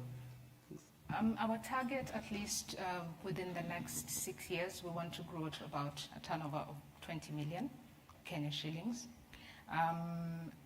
Sorry, please repeat your first question. The sustainability of the locally sourced materials. Oh, it's actually quite sustainable. We have, one thing that maybe I should mention is that some of these botanicals we're referring to are naturally occurring within our environment in Africa.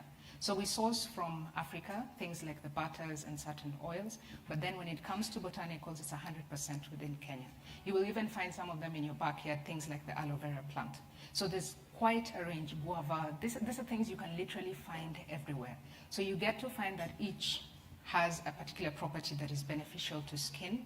So if you look at our forest cover, if you look at just, your flower bed at home, there is a range of not just flowers, we have barks of trees, we have everything that we are yet to harness. So in terms of sustainability, it is very sustainable. Yes. Hi, Emma. Hello. So if you win the 2.5 million, where will you invest this money? We are definitely going to put this money in 4 areas. 30% of it is going to go into our marketing efforts so that we are able to reach more people. The other 30% we're going to put it into our production so that we are able to expand our capacity to have more products at a better cost to be able to reach more of the people who actually need our products. The other 20% we're going to look at new hires.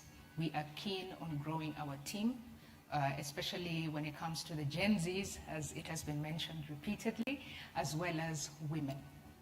So then the balance, 20% we're going to put it, to manage our cash flows. This is because we get cash constraints because mainly the businesses that we deal with are micro and small female-owned businesses, so they're paid on cash rather than on credit. Yes. Thank you so much, Busu Naturals. Thank you. Thank you so much.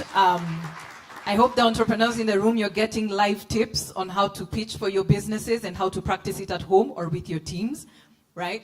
So thank you so much, Busu Naturals. On stage, next is Clad. Welcome, Clad on stage. Clad addresses the credit gap in sub-Saharan Africa's informal sector by enabling micro-lenders to provide working capital loans to micro-businesses. Welcome again to Clad. Right, thank you everyone. My name is Ebi Gatamu, and I'm the CEO of Clad, and we're a Kenyan fintech that's providing lending infrastructure for micro-lenders of the informal sector. So 2 years ago, I was a top executive, making the most money I've ever made at my job, at our job. But then it was at the end of the year, and I was taking stock of my personal spending because I had a feeling I could have invested more, saved more. But the problem is I couldn't quite put my finger on where I should cut back, or I should have cut back then. So the accountant in me whipped out my bank statements, my mobile money statements, and then I got to work. So I exported them to Excel, and it took me hours. So I called a friend, a techie friend of mine, to vent, and he wrote me a script that was able to analyze that in seconds. And today, we offer that solution to people who look at bank and mobile money statements, hundreds of pages of that every day for a living, and that is lenders. So this is the segment that our lenders serve: boda riders, market vendors, neighborhood shops. This segment is massive. It's responsible for 80% of all our jobs and 35% of our GDP.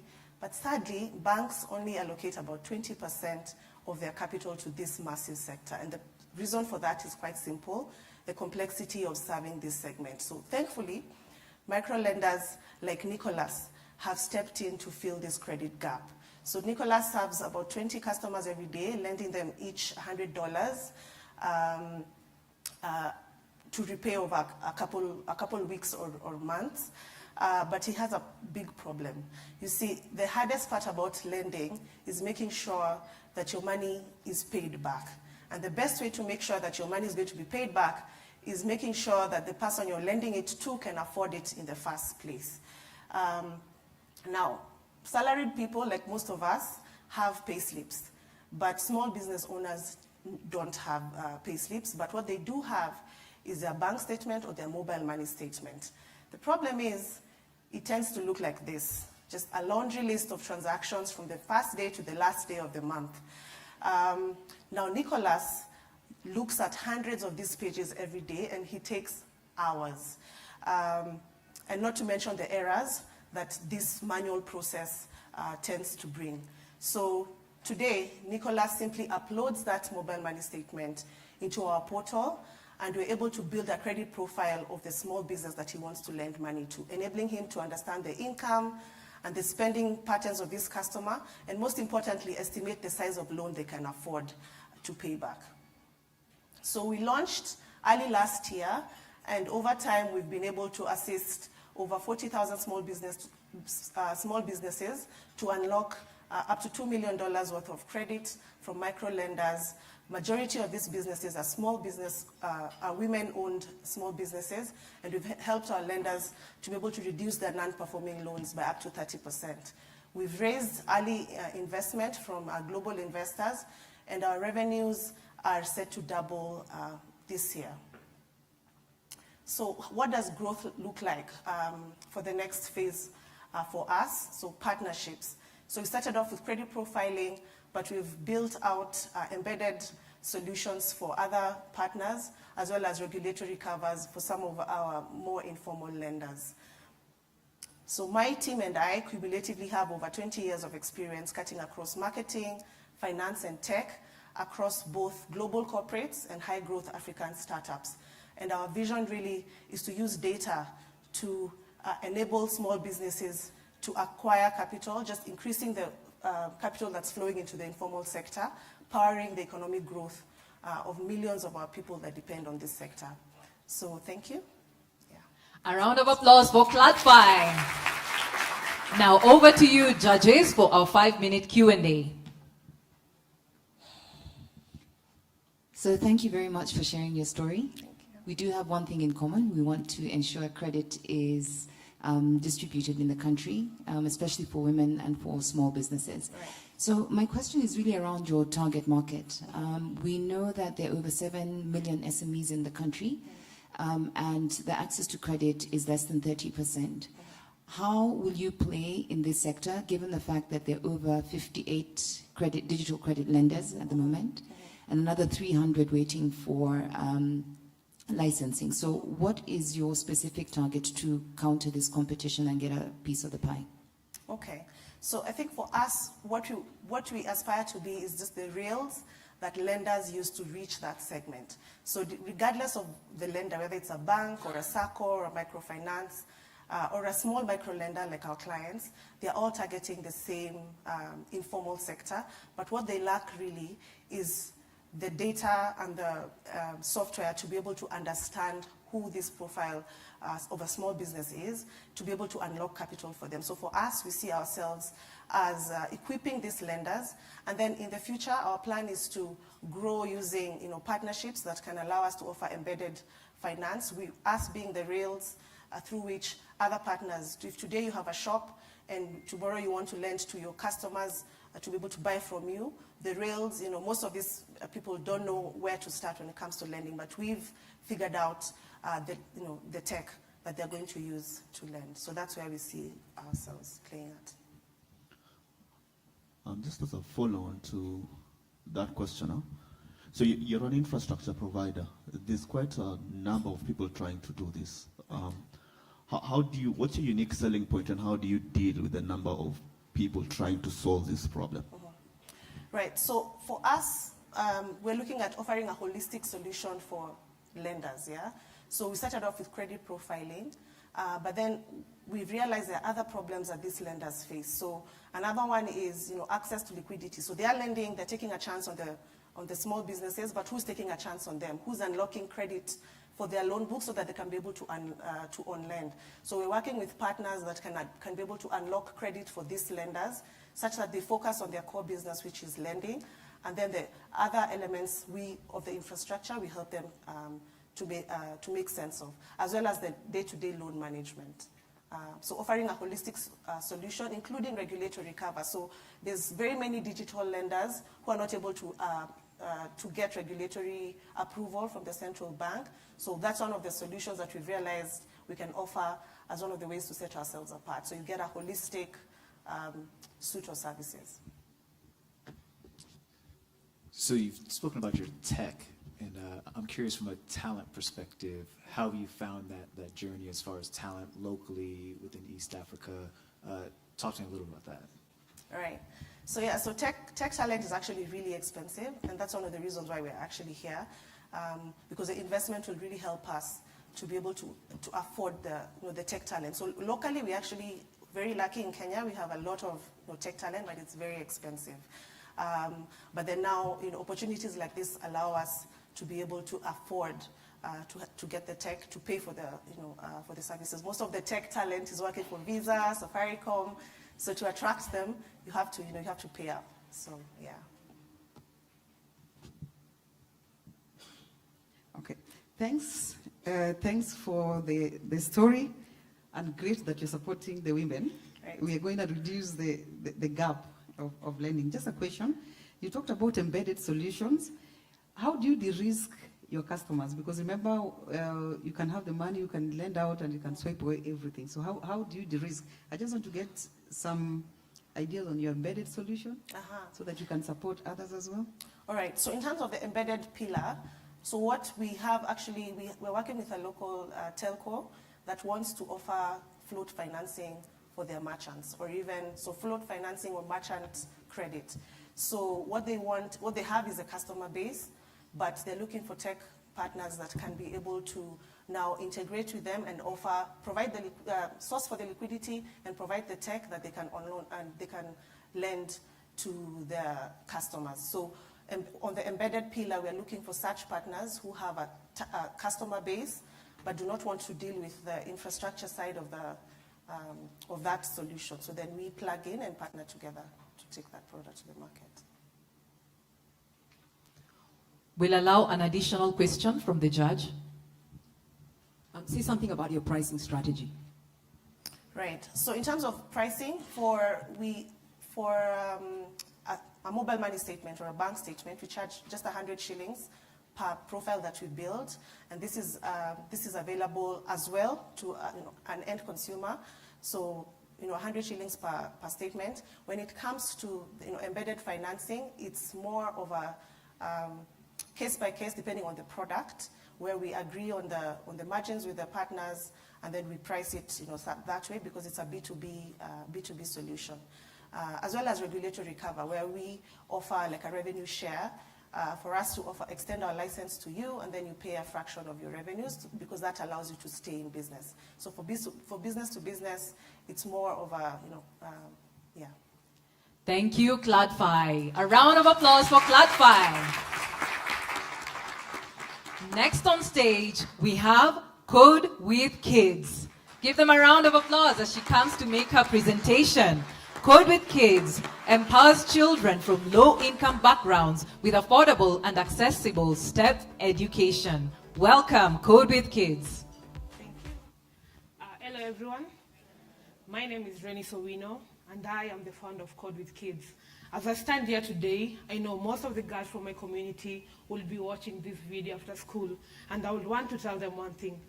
She can, she will, she's next. Thank you.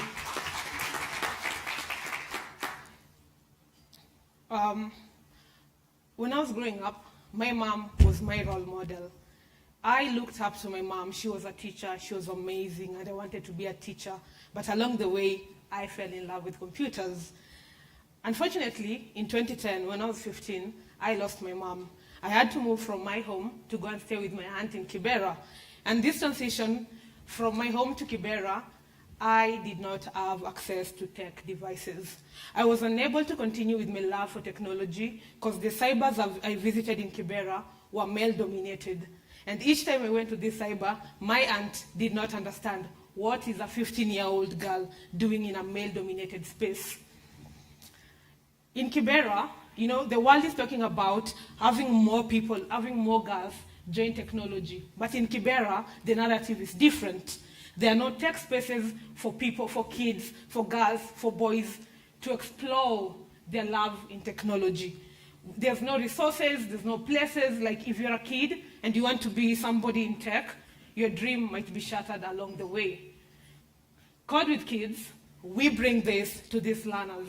We are not only empowering the kids to be tech savvy, but we are building the next generation of tech people, because by the time these kids are growing up, we will not have to talk about bridging the digital divide, having less women in tech, or trying to empower more women in tech, because these kids have grown up together, seeing boys code, girls building, boys building. So they all know, as they grow up, there's a space in tech for each and every person. At Code with Kids, we offer affordable and accessible STEM education. We cover science, technology, engineering, and maths. What is more fun than these 4 units? Our sessions are learner-centered. When a learner joins our session, we do an evaluation for the learners to get to understand what excites you about STEM, because STEM is wide, so what excites you? Our sessions prepare the learners for success in STEM. In the next years, we'll be seeing so many tech people from Kibera. These are images of our sessions. You can see kids are excited, kids are playing, kids are doing science experiments, and it's always fun. You can come one day and visit.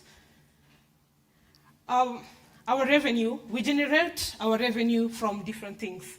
Membership, which is paid by each member, each learner annually. We sell our merchandise. We have after-school clubs that we offer, not only in our community, but even outside our community. We do virtual sessions for learners in Kenya, outside Kenya, and all over the world. We have, the impact that we have is, we have trained over 2,500 learners in different locations, Kibera, Lodwar, and Kalobeye Initiative. We have over 1,000 sessions, 12,000 projects that have been created by our learners, and over 35 schools and organizations. This is our revenue growth. When we started, we were not making much. But as we continue to expand our program and understand what we were offering, we started generating more money. At Code with Kids, we are looking forward to expand our facility. We offer to get tech scholarship from different organizations and companies that deal with tech, industry partnership for internship, and continue to amplify our impact. Our vision at Code with Kids is to create an inclusive community where every child, regardless of background or financial situation, can learn and grow through STEM, fostering brighter and more sustainable future. As I stand here, I would like to say, growing up, life gave me big, bitter lemons. But what did I do? I created a sweet lemonade, which is Code with Kids. If you want to be part of this movement, if you want to be part of this growth, feel free to reach out to us. Thank you. Excellent. Round of applause to Code with Kids. Over to our judges for our 5-minute Q&A. That was wonderful and really compelling. Thank you. I'm very curious about your partnerships because I see you're doing work outside Kibera now in Lodwar and in other areas. Maybe you can speak a little bit into those partnerships. I didn't hear the question, sorry. Sorry, I speak very fast. I see that you are doing partnerships and you're working with other partners. How did you get to Lodwar and what was the other town outside of Kibera? I would like to hear a little bit more about that. Before I fully got to Code with Kids, I was working up in Lodwar.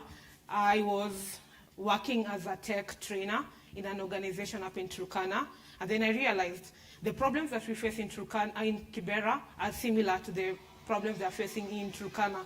So I created friendships that allowed me to go back and offer sessions in those particular places. Thank you. That's a powerful story. Thank you. So 15K in revenue in 2023 and then 5K in 2024. So is the 2024 number revenue to date, or is that what you're projecting? And if so, why is it going to drop? And then number 2, what are your costs of operations? Currently, the revenue that I shared is up to May. We haven't included the June and July. If I include, the numbers will go high. Our cost of operations include rent, because we have a makerspace. The second one is utilities, and then stipend for our facilitators, because we have quite a number of educators that offer sessions. Thank you. Yeah, so what are the margins? So once you count all of that, how much are you left with? Are you able to reliably run the business? That's the question. Yes, we are. So well done. That's a very powerful story. I think for me, it's also to understand what type of partnerships are you looking to create? Because it's great to have these children, digitally literate, but what are your plans around creating partnerships to take it to the next level? In regards to partnership, what we are looking for is currently, like last year, it's when we had our first graduates, that our first alumni, people who graduated from Code with Kids. And the partnerships we are looking for, one is tech scholarships, so that once these kids leave Code with Kids, they can still continue with their STEM journey. The second partnership we are looking for is internship, because we are looking forward to giving these kids an opportunity to explore. For example, the ones that are doing game design, maybe a one-day life in a game developer's perspective, so they can go to different companies and sit alongside these game developers or these people that they look up to, and they can see, in the next 5 years, I'll be the next person here. And then the other partnership we're looking for is, for example, we do 3D design, and we have learners who design different models, but we don't have a 3D printer. So if we get companies that have 3D printers locally and will be willing to help us print this design for the learners, that will be a great opportunity as well. So the partnership we are looking for are towards helping us grow and impacting the learners more. Thank you. Hi, Renis. Hi. I have 2 questions. Yeah. One, can you paint a picture for us as to how big the market is and how competitive it is? Then the second one is, once you've taught these kids, how do you certify them? Because with technology, you really do need to get certifications. How do you certify once they finish the program? Okay, thank you. So one, the market is quite big. The government has introduced coding in schools, and most of the schools are not well equipped with teachers who have coding skills. So every now and then we get continuous clients, so the market is still big. We have competitors. Like there are different people, different companies that are doing this STEM, but within our community, no one is doing this. Most of the people who are doing these STEM trainings are people who are aiming at this other side of Nairobi. Nobody's looking at Kibera. So for us, we are bringing what our community cannot have, and we're giving them affordably and within the community. Yeah. Sorry, what was the other question? Certification. Oh, for now, we're not giving any certification, but for now, what we are doing is our curriculum, the way it has been designed, it allows the learner, when a learner comes in, we do an evaluation, we get to understand this learner is excited about this particular module. So for example, when they start a module, there are 3 levels of the module. There's the exploratory module, where they get to explore all about that particular thing they're interested in. And then they go to intermediate module, where they continue building on the skill and building something in regards to what they want to be. And then it comes to the advanced level, where this particular this particular time, these learners have already mastered their skills and they are able to build projects. So right now, we are not giving them certificates that have been accredited, but it's something we are looking into. Thank you. Thank you, Code with Kids. Round of applause for Code with Kids. Thank you. Next, we do have Crafts with Meaning. Let's welcome them on stage as she prepares to make her pitch. Crafts with Meaning is an award-winning social enterprise that collaborates with artisans in Kenya and Uganda to create creative goods inspired by African heritage. Welcome on stage.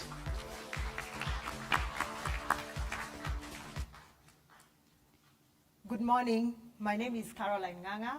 I am the founder of Crafts with Meaning. 6 years ago, I had a comfortable government job in the Ministry of Tourism. This job gave me an opportunity to travel extensively, both in Kenya and around the world. During my trips around the country, most of which were to tourism hotspots, I met talented artisans who are trying to sell their goods to me and other tourists. I'm sure all of you can resonate with this. Their goods were basic, undifferentiated, unbranded, and standardized with little to no value addition, and most of them did this business for survival. On the other hand, my travels, specifically my travel to the US, I came across a business called 10,000 Villages. It's a 70-year-old fair trade business that connects artisans around the world with the North American market, contributing to their improved designs and access to markets. 10,000 villages all across Africa, Indigo Africa, you can look them up, were part of my initial inspiration. Meet Crafts with Meaning. We are a social enterprise and a lifestyle brand. We help artisans to build sustainable income from their trade and to share their gorgeous products with the world. Let me tell you a little about the artisan economy. It is the second largest employer in the developing world after agriculture. Here in Kenya, it contributes 5% to our GDP and has this immense potential to create the much needed blue-collar jobs.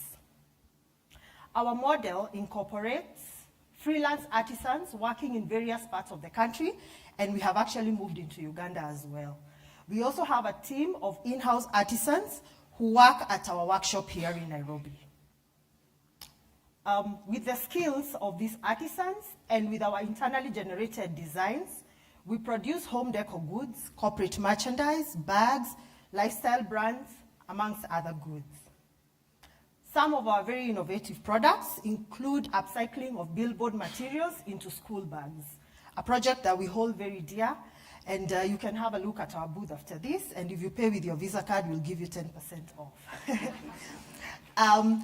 Also, one of our other innovative products is art made from all our waste fabric. As you know, textile waste is a big problem around the world, so we make beautiful art from all our textile waste, and we have actually started taking some waste from some of our neighbors. We propel our brand in the marketplace using a robust digital presence. We have 17,000 followers on Facebook, 25,000 followers on Instagram, and every month we are able to get 650,000 impressions on Instagram.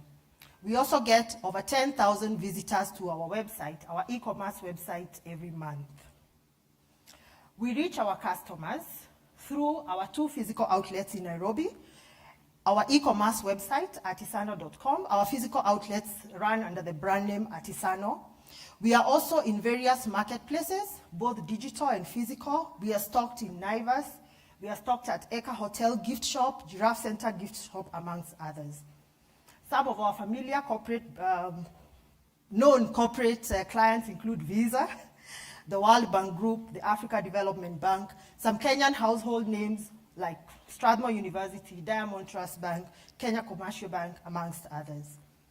We are currently providing opportunities for 150 freelance artisans around the country and in Uganda, and 25 full-time artisans at our workshop in Nairobi.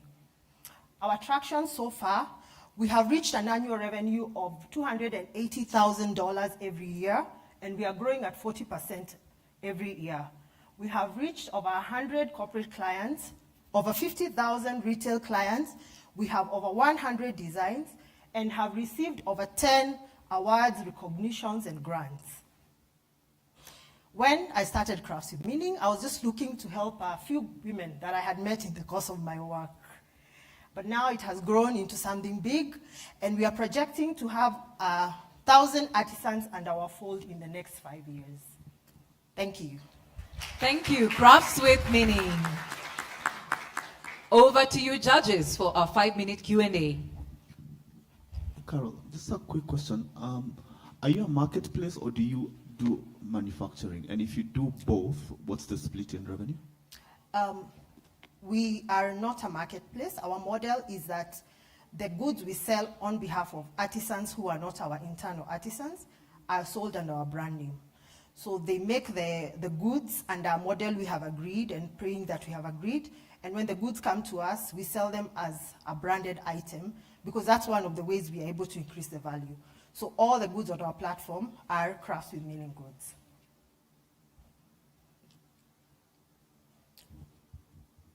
Okay, thank you, Carol. Love your products. I'd like to go down the supply chain and speak a bit about what you do with the artisans themselves. Is there any work you're doing with them in order to maintain consistency in products, training, etc.? We actually do invest a lot in training for all the artisan groups. Our artisan groups are carefully selected. A lot of times we get requests from groups, and it's a lot of work to actually get them to the quality that we are selling. Our initial business model was 100% export. So we started from that level of quality. While we were disrupted by COVID and we had to pivot and sell locally, we have to maintain a certain standard. So how we do it is that we have quarterly meetings with all the artisans that we have onboarded that go across quality, how to make them serious business partners with us in terms of timelines and all the challenges that come with working with artisans. And some of the grants we've received in the past have actually gone directly into this kind of training with our artisan partners. So I see that you have artisans from various backgrounds, different crafts. Can you talk to me about your pricing strategy and how you advise artisans on pricing? Sorry? How you advise artisans on pricing? Okay. So the pricing, we are aspiring to be fair trade. So the model that we work with the artisans, it depends on what they're making. So for some artisans, they provide 100% of the labor, and they also provide the raw materials because this is accessible directly to them. So we don't have to give any intervention in terms of raw materials. And we have an agreement about how much goods cost.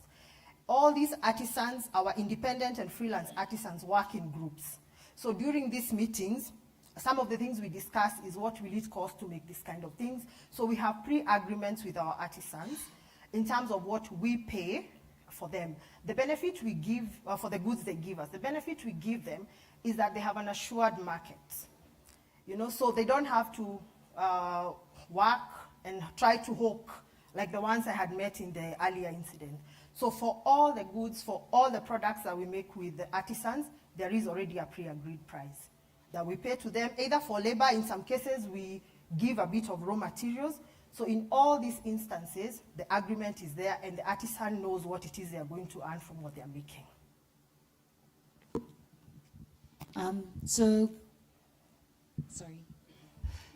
All right. So good presentation, and nice to see that you merged your passion with your business interest. So my question really is around when you start to think about supply, because you did say that you work with recycled materials. How do you ensure that the artisans are getting the right quality of material, and how do you also ensure that there's a good and continuous supply of a lot of this recycled material? So do you have any contracts in place that would ensure the longevity of what you're looking to produce? So the artisans, the freelance artisans, because our model has both the freelance artisans and the full-time artisans who work at our factory. So I'll first address the freelance artisans. The raw materials that they use are all naturally occurring. It's dom palm in Turkana, raffia grass in Uganda, sisal in Makueni. So they have them in their farms. So it's just teaching them how to process it and just sustainably keeping those items in their farms. And then we have a raw material continuous supply as long as they continue to take care of these products. The dom palm in Turkana, for example, just grows along River Takwel, around the lake, and it is a product that's there all the time. On this other side of the things we make at our workshop in Nairobi that we use upcycled material, for instance, the billboards. So we do have one contract right now with a corporate. I won't say it, but if you pass by the booth, their branded items are there. So we take all their billboards from them once they bring them down, and we make school bags which they donate. And they have this ambitious project of how many school bags they want to give. We have 10 million school kids in Kenya, primary school kids.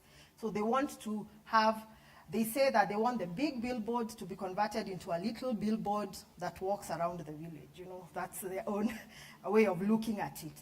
So to that extent, then we have the raw material. This is not a retail product. It is a corporate product that we take from customers who want to do that kind of thing. When it comes to our art, it is our own waste. We produce bags and bags of waste fabric, which would ideally either throw away or burn, which is not a very good way to dispose it. So we've come up with the art. So the sustainable supply is, as long as we continue to work for corporates and do business, we will always have this waste. And this waste is not a problem for us only. All these businesses that are doing anything to do with textile have a lot of waste they don't know what to do with. So in fact, we just need to scale that and start taking from everybody, because they're happy to tell NEMA that, oh, we don't ban this, it's taken away by these people and this is what they make. Yeah. Thank you. Crafts with meaning. Round of applause for Crafts with Meaning. Last but not least, we have Timal Group. Let's welcome them on stage. Timal Group addresses plastic pollution and affordable housing in Kenya by transforming plastic waste into durable, cost-effective building materials for modular homes. Welcome, Timal Group. Thank you very much. Ladies and gentlemen, all protocols observed, good morning. My name is Jane James, and I'm the co-founder of Timal Group, where we recycle plastic waste into building materials. Now, a decade ago, my story was very different. I was a plastic collector, and I sold this plastic so I can earn a living to support my sister, my single mom, and myself. And in as much as this built so much resilience in me in business, I wanted more than just the collection of the plastic waste. So I began my fact-finding. Today, Kenya generates 2,400 tons of plastic waste, but we only recycle 8% of this.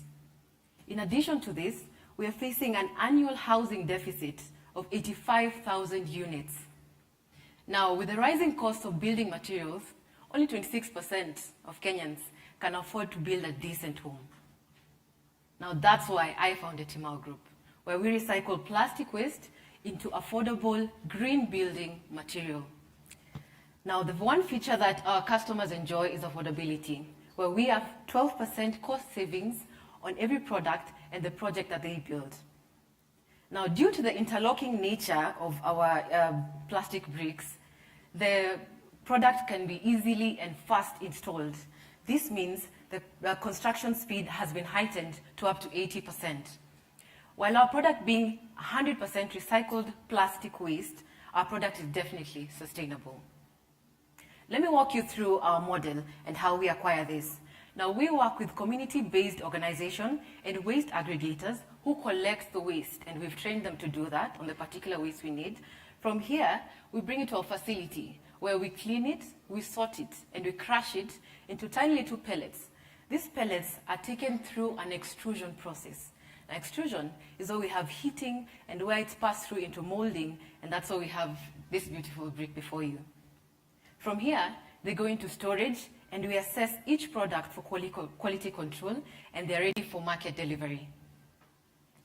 Now, we have segmented our customers into two. We have the B2B and the B2C. The B2B include foundations, NGOs, contractors who give us the businesses, as well as individuals. But what they have in common is that they have access to land. From here, we sit down with them to understand the design of what they want to build. So we use a gaming technology, which is Unreal 5, to understand and come up with something that looks similar to what is going to be on ground. From here, we add on to the products that would be needed, and then head to site to offer project management services. Now, we use different channels to acquire these customers, trading exhibitions, word of mouth, referrals, but most importantly, in this digital age, we have embraced social media. Now we have websites, LinkedIn, Instagram, TikTok, X, Facebook have worked wonders for us. In fact, our first top 3 customers came from LinkedIn and YouTube. Now, we're not in a blue ocean market. We have competition. 1 being the quarry stone, which is where we are. Number 2, timber. In the last 10 years, Kenya has adapted to alternative building material. But what sets us apart is that we give you clear pricing molded on our product. The second thing is that despite the external temperatures of the environment where the house is built, our product retains the temperature that is within, thanks to the modular product of the plastic nature. Number 3 is that our product can be integrated with any other building material. Say timber, whether it's quarry stone, it all integrates. Let me talk a bit about our traction. In the last 24 months, we have built 18 units serving 30 customers. At the same time, we've generated a revenue of $140,000 US. Currently, due to our limited capacity, we are sitting on orders of 100 units, which is totaling to $1.5 million. Environmentally, and I speak this proudly, we have recycled over 1,400 tons of plastic waste. And directly, we have created 30 jobs. Indirectly, we've created 78 jobs. Now, we don't work alone. We have supporters along the journey who have either given us products and projects to do for them. Some have worked with us the journey, such as Habitat for Humanity. We are also members of the Kenya Green Building Society, Kenya Plastics Part, and we're moving on to getting other partners that we can work with. Now, our vision is to build 1,000 units by 2028. In turn, we want to recycle 10,000 tons of plastic waste, creating a clean environment and building homes and creating more beyond just the dreams, making them a reality. When I look back at the girl who was there 10 years back and wanted to see beyond just the collection and went on to the innovative space, this girl today stands in front of you having an innovative product that has reached masses, not only cleaning the environment, but building a circular economy, sustainability, and looking towards embracing a better climate for everyone in the world. So ladies and gentlemen, join me as we change the world one plastic brick at a time. Thank you. Excellent. Round of applause for Timal Group.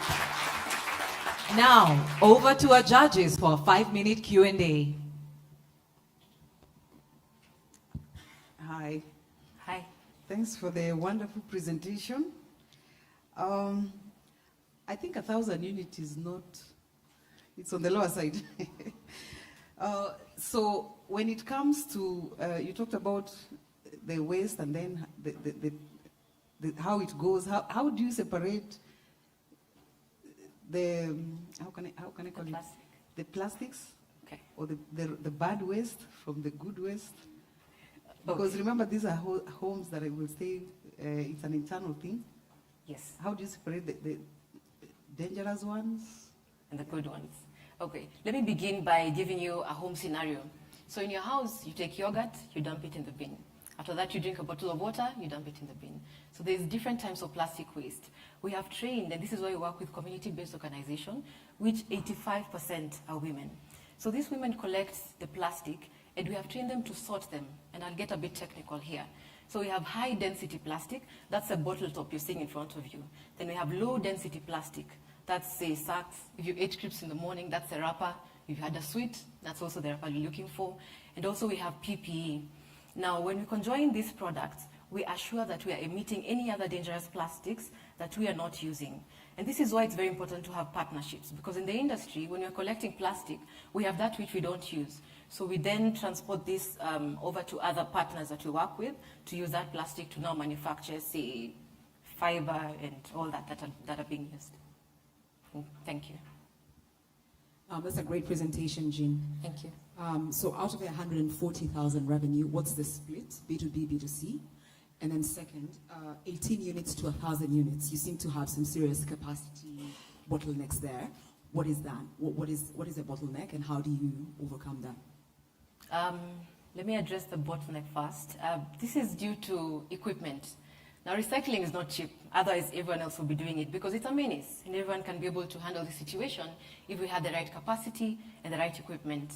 Now, currently, and why we're seeking funding is to increase our equipment capacity. Then we can be able to double up the amount of plastic waste that we're taking in, and also do a double shift. That's why I talk of numbers in 1,000 by 2028. However, the numbers are small. Because if we could do this in every county, and thanks to devolution by the government, we could be able to multiply this number even faster, realize this dream even earlier. So, over to the first question, sorry. Yes. Over the revenue, the B2B marks up at 70%, B2C is at 30%. Thank you. So, great presentation. From a materials perspective, where do you see the evolution of this space going? Is it just with plastics, or is it moving into other spaces as well? Let me speak largely for the recycling space, because we have a deficit issue on how to handle waste in general. Now, largely, there are other products that are being recycled to do building material, and I speak this because construction is my forte. Now, hemp can be used to build, actually quite commercially. Bamboo can be used to build. Glass waste can be used to build, because once you recycle waste, it's what we call sand. We also have other products that are massive in the market, and once we get into the recycling space of it, we realize that we now have a new product that can be retained into the construction space, and even beyond, not only just for building materials of houses, but as well as roads. But that's another conversation that we can have. It's pretty extensive. Thank you. The last thing for me is, traditionally, waste has been a space which is really run by cartels. I'm curious as to how you've been able to navigate that space here. And then you're talking about in Nairobi, and we're talking about going into counties. I'm just curious about that. Okay. I'd speak generally, as all businesses do not lack what we call the cartel. But in the waste space, it's quite invigorous. And I think this is an issue that needs to be addressed directly. Thanks to policymakers in the room, I think it's a conversation we need to have. And that's why we have big dump sites, such as the Dora dumping site, where you cannot enter the Dora dumping site as a plastic waste collector and just collect. There's a procedure you need to follow. And this is why we work with the community-based organizations that have already set themselves apart to understand these regions where they're collecting waste from. So for example, you don't just penetrate the market. Remember, this is someone's income you're getting into. So you get into the market by organizing your own, should I say, personal cartel that you call the community-based organization, and also the women that we put in place. For this, the women have played a very big role, because this also empowers them economically. Not just the collection of plastic waste, but saying that they give it to us so we can be able to help them build a house is a story they want to tell, and it's a story they want to live on with. So I think I've answered correctly. Thank you so much, Timal Group. Please remain on stage. I'd like to welcome the other entrepreneurs on stage who've made their pitches so that they take a group photo. Give them a hand as they come on stage.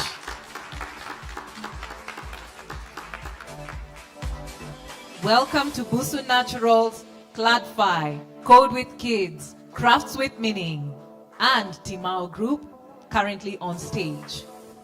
Give them another round of applause as the photographer gives them direction.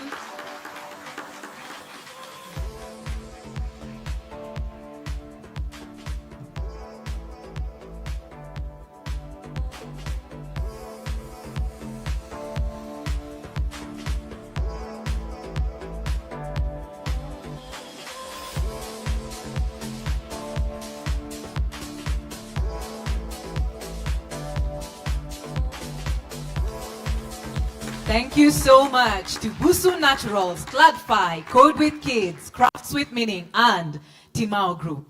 Now, that's an excellent pitch session, right? Hi.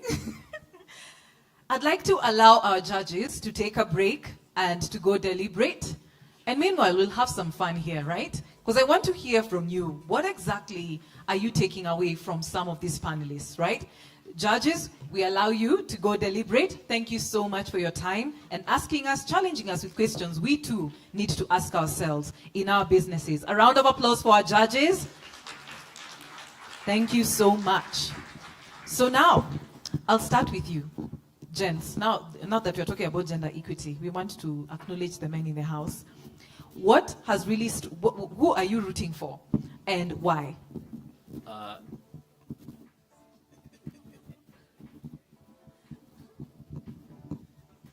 Thank you. We don't want to incite our judges, yeah?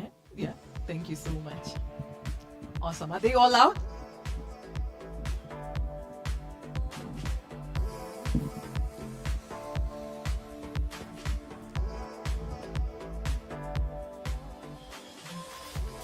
Excellent.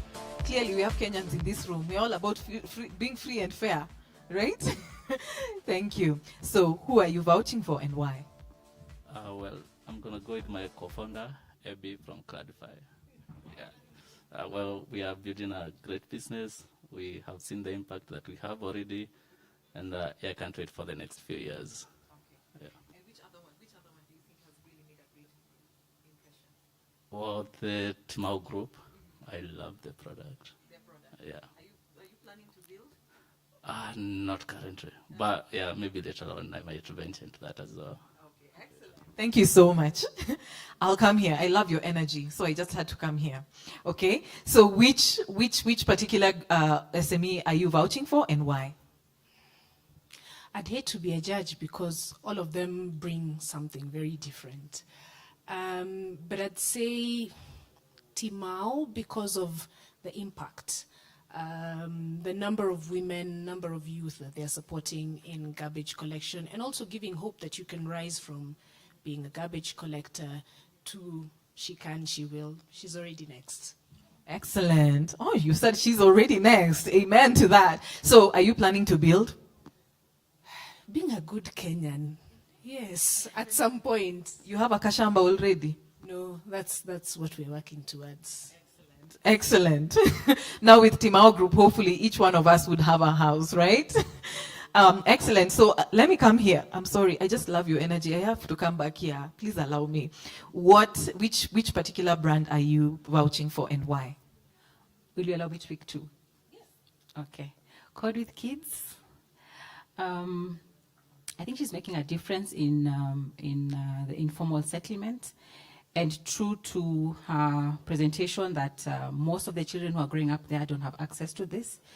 So I think she's making a difference. And then they'll grow up. Yes, schools are embracing it, but maybe not the level that she's able to do it. And then the second one will be Timal. I think that's excellent. We see the waste we have at our homes. And clearly, as much as we have the garbage collectors, we don't know the end of all that. And yeah, true to her words, she's making a difference. And happy that she's empowering women.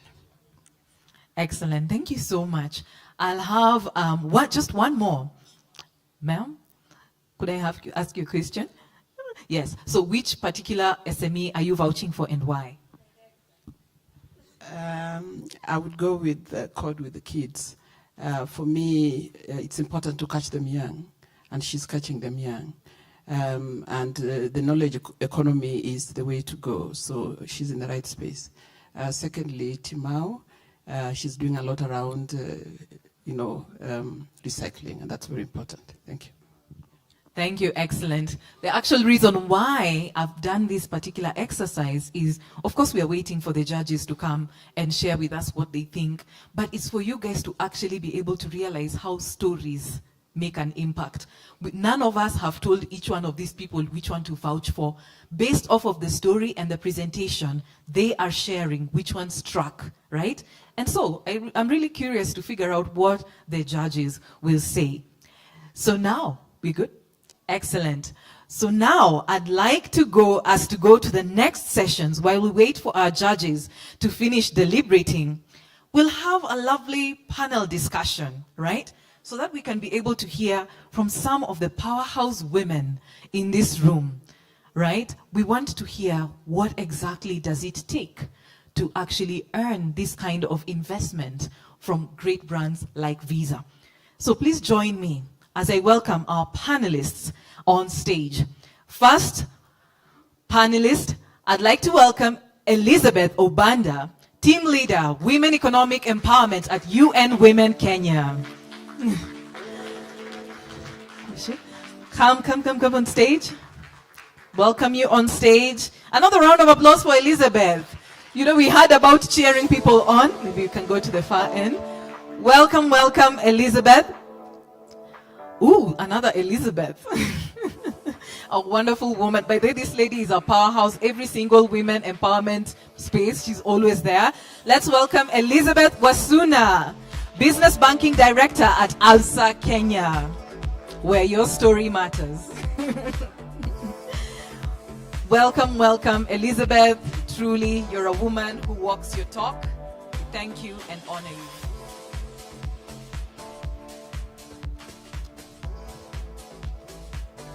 Next on stage, we have Naomi Ndele, Head of SME Banking and Agribusiness at KCB Bank Kenya. Welcome on stage, Naomi.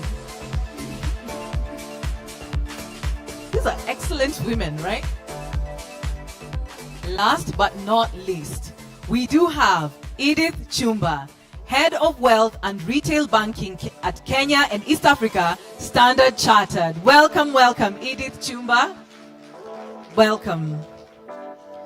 These are exceptional powerhouse women. So just get ready, get your notepad. Make sure it's not a paper. Make sure it's a book. Because the knowledge these ladies have, it's going to be excellent. Welcome on stage, Ma'am Edith. Thank you.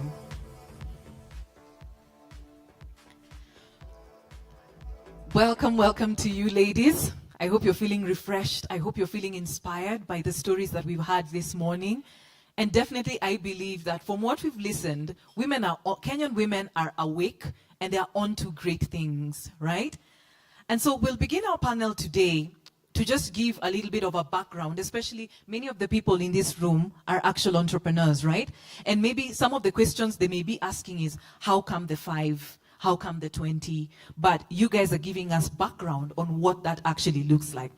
So Edith, I have a question for you. So health and wellness happiness thought leader, Jim Rohn, he said, formal education will make you a living, but self-education will make you a fortune. From where you stand as head of wealth, what connection do you see between capacity building and knowledge and building wealth?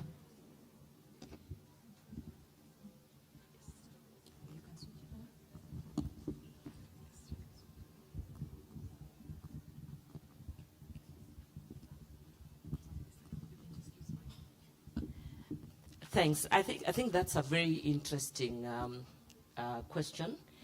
I'll start by reflecting on the capacity building part of it. And I think this is where we start the conversation around our mindset, our attitude around wealth creation. And then how do we then strengthen that ability for us to build the required skill to have that understanding. In our context in Kenya today, when we see wealthy people, we have different perception on how they grew their wealth. We either say, oh, these are lucky people, it's old money, that they're enjoying. Maybe their parents made the money. Or some of us actually think it's out of corruption, or they did something to be where they are. But having interacted with some of these people who've really worked hard to create the wealth that they have today, I must tell you that they have invested heavily, emotionally, physically, and patiently to see their wealth grow. At Standard Chartered Bank, over the years, and this is one thing that we really pride in, being the only international bank currently in this country, we share a lot of learning from different parts of the world. So if you think about Asia, and you see how Asians, whether the Indians that we interact with, or the Chinese that we interact with a lot today, you see very young people, at a very young age, people have really built their wealth. So what is it that they are doing? We want to try and start that journey in the African context, where we are saying to our young people, what do we need to do to inculcate the culture of you earn 10 shillings and you keep 1 shilling aside? How do we enable that? Easier said than done. We all know that. I know many of us, you try to save, but something comes up, you go back to that account and take away everything. So what we've done, leveraging technology, is to try and bring all the different aspects of investment to Africa. And we've digitized most of those solutions end to end. We know conventionally the investment that we think about is buy land, buy many, many, many houses, which is okay. There's nothing wrong with that. But the problem is, as the world continues to evolve, it becomes very complex, and the risks that those come with. So how do we then diversify that thought? The framework we use is to help our clients think about today, tomorrow, and into the future. You've heard the famous AC Shilingi solution that Standard Chartered, and it's a money market fund. I know we have many players in that space. What we've done is to digitize and simplify and retail it, demystify that anybody with 1,000 shillings can start the journey. We started that journey 24 months ago. Today, we've hit our first milestone, which is 10 billion, and we are building it. The beauty that the profile of those investors are young people with average age of 27 years. And now the most exciting thing is that they are coming in and saying, okay, so I've built my savings. What next do I do? We have the capability to introduce you to more exciting and sophisticated solutions, like mutual funds, like bonds, whether local or international. So I think for me, wealth creation is something anybody who has a dream can start the journey today. Thank you. Thank you so much, Edith. That's so inspiring, right? And it actually begs the question, how are our businesses building wealth, right? So that's something we really need to actively, not only wealth for yourself, but also for every Kenyan that you're actually working with, the women, the youth.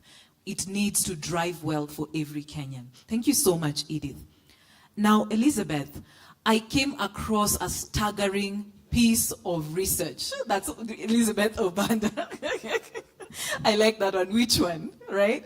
We need more Elizabeths on stage, right?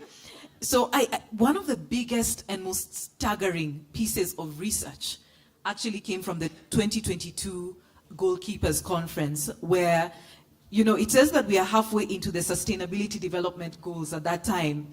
But it was so shocking to realize that it will now take 3 generations to get to gender parity, and that now we'll have to work 5 times harder to get to a place where gender equity is an actual reality. You know, and that even there's non-COVID results, and also there are some which are due to COVID. So I'm really wondering, what are some ways women entrepreneurs can partner to actively partner on solutions to accelerate progress? Thank you very much. So that was an interesting study, and now we are 7 years away to 2030, and so I guess we need to fast track our actions even more. I think even as we appreciate the difficulties towards attaining gender equality and the empowerment of women, we must also appreciate that there's a lot of innovation around. You know, we have Gen Zs and they have their phones, and what can happen We actually don't know. So there's a lot of innovation, and that innovation might actually catapult us towards attaining gender equality even faster than we thought. And maybe we might even take more years because of the kind of catastrophes that we are facing, you know, the flooding, the climate change impacts and all those things. And so what else can women do, or can we do? And there are many things. Recently, I work for the UN Women. I lead our work on economic empowerment. And we believe that to empower a woman economically, you must also look at the empowerment of the person. Okay? That's really very, very important, to look at the empowerment of the person. For those of you who listened carefully to what Honorable Ichigai was saying, one of the issues right now that is essential, of course, is the issue of climate change. But I'm not going to go there. I'm going to go to the issues around care. For women to go out there and work, they need to have caregivers for their children. They need to have people to be able to take care of their children. And they need interesting solutions around caregiving. So the UN Women right now has supported the government of Kenya to develop a national care policy, which is appreciating that because of the gender roles that we play and the burden of care that we have, we are hindered from playing effectively in the economic space. And therefore, one of the things that I would be expecting or hoping that young entrepreneurs would be doing is focusing now more on the care space. And that could be childcare, it could be PWD care, persons with disability, it could be elder care. I was shocked that there are some care models that are taking care of older persons to the extent that they have daycare centers. Okay? You take care of you take your mom or your dad to a daycare center and pick them in the evening. And everybody knows that now our social setup has disintegrated. It is not like the old days where we expected that I would take care of my mom or my brother would take care of my mom and my dad. It's no longer the same because we are all out there working. So one of the things that I would really like young people to think about, or young women entrepreneurs to think about, is the space of care. And the government of Kenya is focusing a lot on it. And there's a lot of funding around it. If you go to the Gates Foundation, if you go to Canada, the UN system, there's a lot of focus on that. So there are many things to talk about, but for me, I think that is an interesting area of frontier, and there are interesting models. There's a young lady I spoke to one time. We had a competition, and she emerged first. And she had an interesting model where she was linking mothers with children that have disability or special needs with carers who have training. It is not easy to get a carer who has training for your child who has special needs, but she was able to link them through IT. So beautiful models such as those would be an interesting area for me, without saying many more things. Thank you very much.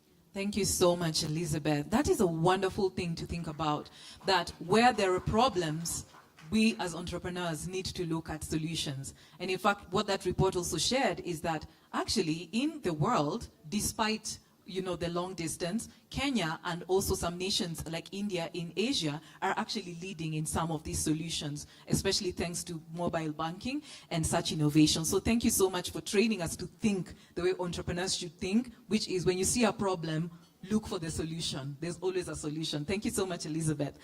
Next, Elizabeth Wasuna. I'd like to, first of all, congratulations to your team on the wonderful launch of the, Your Story Matters campaign, and also the Inspire Me conference, which is really excellent, and I think that's where we met first. And just to see how your team has grown and how you're very granular in terms of impact, in that your team is always in these rooms. So for the entrepreneurs in the room today, I know that ABSA has committed to 100 billion Kenya shillings. That's no small amount. To financing and helping women-led businesses. That's you guys. Give them a hand. That's 100 billion Kenya shillings. Which top qualities do women entrepreneurs need to possess to position themselves for this level of investment? Thank you very much, Ayuma, and good morning, ladies, and few brave gentlemen in the room.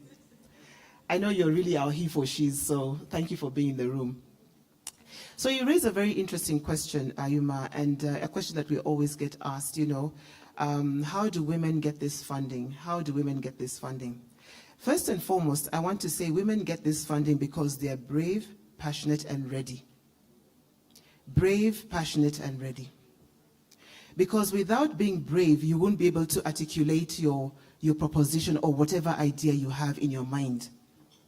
Ladies, the reason why you step out of your room is because a lot of us are praying, fasting over our ideas, and making sure that as far as you're concerned, you have an idea that can make you some money.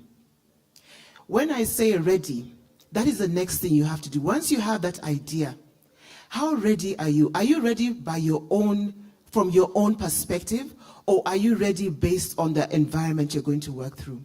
Today we've seen the judges asking the ladies who have thought through the idea, they've written proposals, they've gone out in the market, they're asking about your readiness. Do you have the facts and figures? Do you understand your market?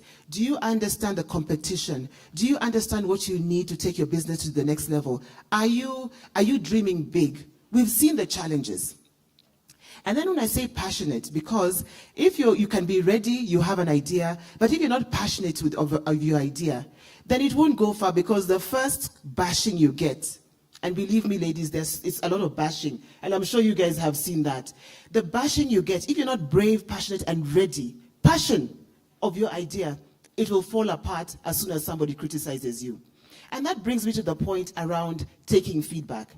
This market is full of feedback, whether it is good feedback, bad feedback, whatever it is. The question is, what are you doing with that feedback? Because feedback, to me, and in the banking fraternity, it has to be a gift. It's somebody just telling you, I don't like this, and they're actually taking time to give you feedback. Again, whether it is good or bad and how it is presented is a different idea, but feedback is a gift. So in the bank, I always say, women who are brave, passionate, and ready, we are willing to listen. We're willing to listen. And I believe the banks that are represented here, I don't think even we're in competition. We are out to say women must take their place and be brave, passionate, and ready, and walk into the banks and articulate your ideas. And then sometimes I also tell ladies, the best people to get feedback from is actually the banks, because you come with your proposals, we'll tear it apart from a risk perspective, Go back and ask them, what can I do better? Because a lot of the times, we walk out feeling, hey, that chick has really torn me apart. I don't like them. Perhaps they're jealous of my idea. No, there's an understanding around how to engage with organizations. And if one doesn't do it, walk to another. Because it's your passion. It's something that you've thought about, prayed about, and gone ahead to articulate. So why do I say this? It's because 5 years ago, when ABSA was thinking about women, we went out to women and asked women across the country. It wasn't just sitting in Nairobi. We walked out into the different areas in different groups and asked women, what do you need for us to be able to support you? Because from a bank perspective, I could tell you, let's do working capital, let's do trade, let's do all these things. But we need access to capital, and access to capital that is not necessarily collateral driven. Because again, collateral is a big issue. Collateral is, and we've looked at the statistics, less than 10% of women in Kenya actually have title deeds in their own names. Most of them are your fathers, your brothers, your grandfathers, and so on and so forth. So that's a big issue. Number two, the women said, we need access to networks. We need to understand what other women and men are doing, and let us understand from that perspective what we can learn from that. So access to networking was important, similar to what we're doing today. Number three, they said, we want access to mentoring and coaching. Because guess what? We are doing training, whether it is online with physical training. We have a lot of training going on. But after the training, who's going to hold your hand to walk the journey with you, to get you to ask questions? So that became the third pillar. And the fourth pillar was access to markets. Because God knows we have great ideas, we have great products, great services, but we need access to markets. So those became the 4 pillars for our proposition today, which we call ABSA SHE proposition, which is, SHE stands for See Her Empowered. We really believe that women have an opportunity to be empowered based on the proposition that we have today. So to the point that was raised to Elizabeth, the first Elizabeth, was that how do we make sure that this can scale and can be sustainable? There's a saying, and then people always attribute it to men. They say, if you want to walk fast, you walk alone. If you want to walk far, you walk with others and together. I believe the power of partnerships is what will take women far very fast. This, of course, underpinned with technology, because without technology, these conversations don't move very far. And I really want to implore the women around the room, if you ask me today where I sit, what has really propelled our proposition forward is the partnerships that I've been able to form. And I see a lot of faces smiling at me. I see Melanin Capital sitting there. Thank you, Melanie, for being part of our partners. I see governments who have supported us, Visa support. Ladies, if you're sitting next to somebody you don't know and you don't form partnership, you're losing out on an opportunity. Guess what? You're losing out on an opportunity. Please turn around and at least introduce yourself. And guess what? These partnerships are what will propel you. So today, my ambition is to be able to reach 1 million women in Kenya. We've partnered with government, and so we've agreed 300 of it is coming from government. I have reached other women. I know we work with Melanin Capital. We've agreed on the number of women. So guess what? I'm going to meet that 1 million. And I'm going to empower those. Yes. So ladies and gentlemen, just be brave, passionate, ready. Partnerships, make sure that you are very clear on how you partner with each other. Thanks. Wow, that's a whole masterclass, guys. Right? And you have it. You have access to this because Visa is truly living out whatever they are promising, because we are all in this room and we are literally getting that capacity building from these excellent women. You know, one thing, when you were speaking, especially about partnerships, I was reminded of a conversation that I was having with Dr. Mary Okello, who was the first female banker in Kenya. You know, I'm just like, look at these excellent women. It took one moment and one particular time of a woman stepping up and rallying all of the women to come together to occupy the banking space. And that's why Elizabeth is sharing these points. Number one is, the first one that she talked about is being brave, right? You guys, you're not writing notes, note takers, note takers, note takers. And remember, use the hashtags She's Next and Pay with Visa, right? Share the note so that you can remember, right? Note takers, please take that on. So the first one is brave, right? The second is passion, right? And then be ready, right? So that's a whole masterclass. In fact, that's a whole sermon. So thank you so much, Elizabeth. We really value you and we thank you. You know, I sit in a very interesting position whereby, even if I am to disclose, literally, the brands that they represent have literally supported me in one way or another. So when you talk about walk the talk, I can confidently tell you that they really walk the talk. The products they're talking about, it's not an idea. It's an actual existing thing. So I want to come next, and we want to talk about this in terms of from the KCB perspective. In 2022, KCB Bank announced that it has set aside, you know, I'm just really excited. We are talking about billions in this room. Are you hearing these numbers? Are we talking about just 100,000, Lucky Moja, Lucky Billy? We are talking about billions.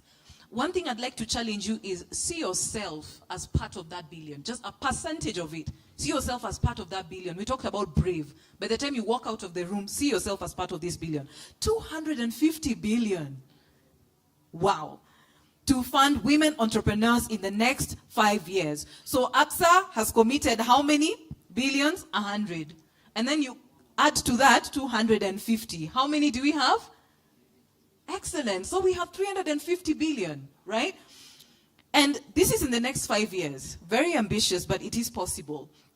And under the female-led and made enterprises platform at KCB. So one of the targets was that in the long run, the platform will play a critical role in creating local and international market linkages. How do Kenyan SMEs tap into regional and international markets to expand? Thank you, and thank you for having me. A lot has been said already, but like Elizabeth said, we're not here to compete. We're here to bring this information to empower women and just show you the opportunity out there. Certainly, KCB is playing in this space in a very bold way, like you had 250 billion fund to support women.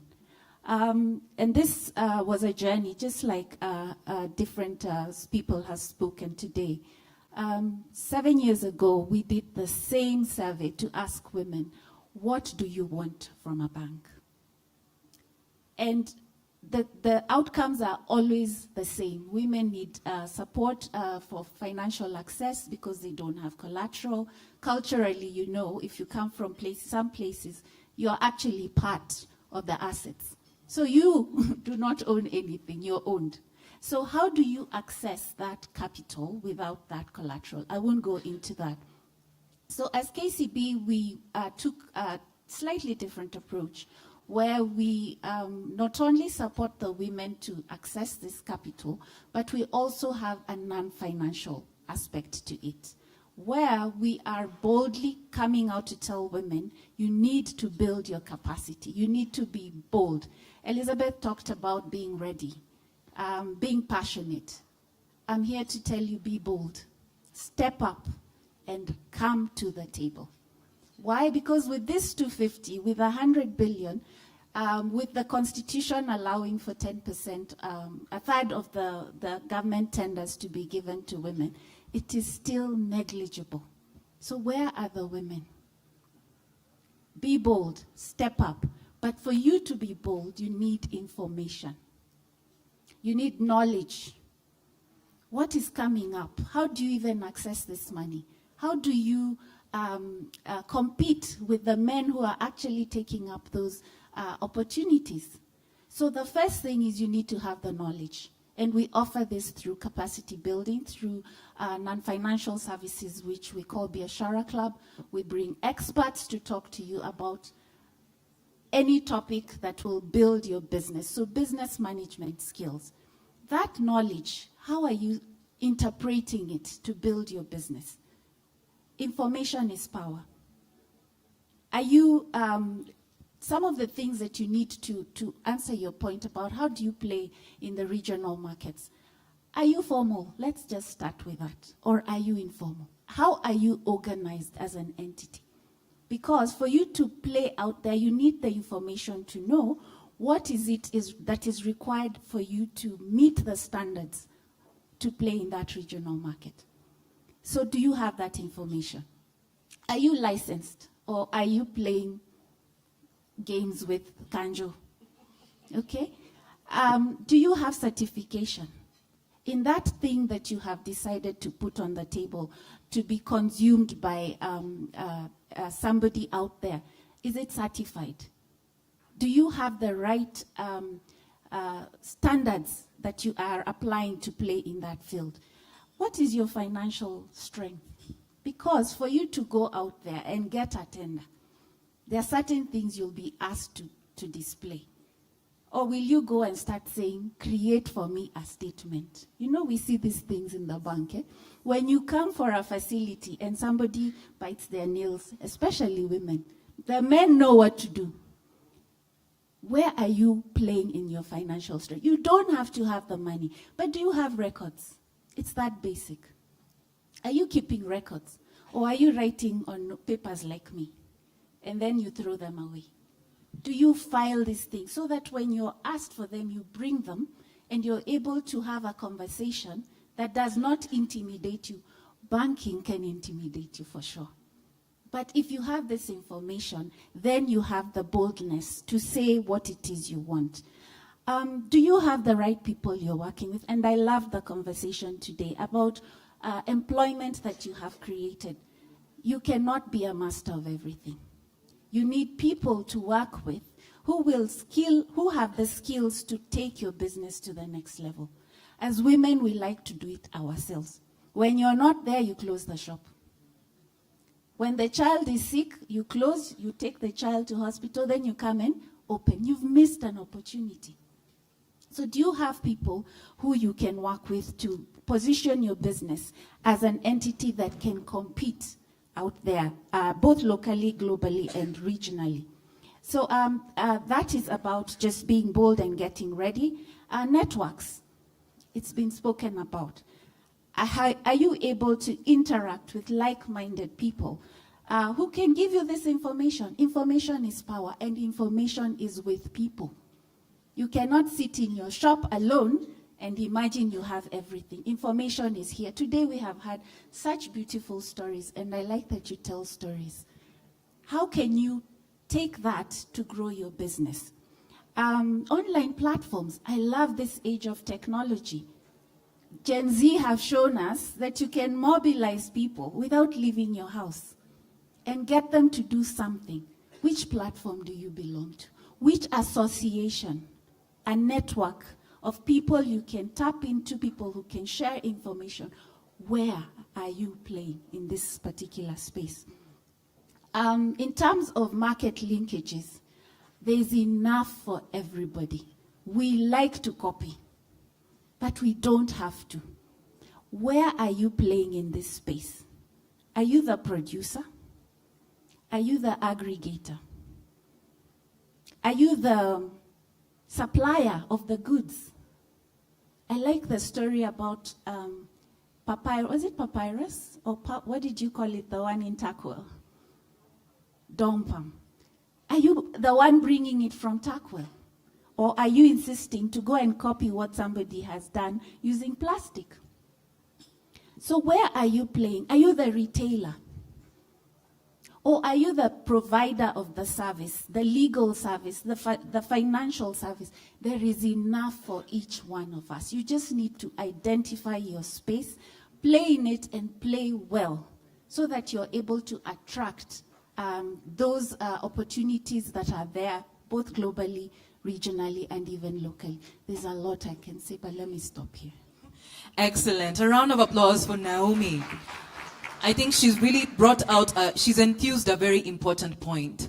Information is power, and information is with people. And you know, even just as she was speaking, I'm reminded, ladies, these are the faces of banking in Kenya. So if you think that you can't, remember, she can.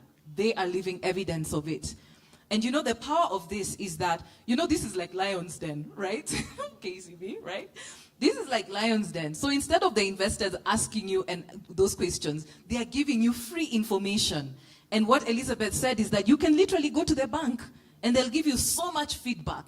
And something that I've actually employed in terms of when I'm dealing with feedback is that when you're told no, it doesn't mean stop. No means not yet. So keep going, disturb them, go to the banks, disturb them until they give you so much feedback until they're like, now you're ready. And don't be afraid, because if she can, she will. And what? Excellent. So panelists, our judges have come back, and I'd like us to just each share, just in very, very brief, 30 seconds, what is your parting shot to the wonderful entrepreneurs in the room? We'll start with Elizabeth one. Elizabeth the first. And then the second. Yeah, Elizabeth one. I'm also older. So I think just to say you've done a wonderful job. You've been brave and passionate, like she says. In the UN Women, which is the entity that deals with gender equality and empowerment of women, we believe that for a woman to be economically empowered, she must be empowered. So the element of urgency is very important. The element of leaning in is very important, that your voice is heard, that you are participating effectively, that you are making decisions, so that you're not making money and somebody else is using that money or deciding for you on how you spend that money. So lean in, and as she says, be brave and be passionate. Thank you. Thank you, Elizabeth the first. Now to Elizabeth the second. Thank you very much. And ladies, for me, there are two things. One, along with that being brave, you need to be able to learn, unlearn, relearn. Learn, unlearn, relearn. That has to be your mantra consistently, because without that, your businesses, your lives stagnate. Number two for me is your story matters. Your story really matters.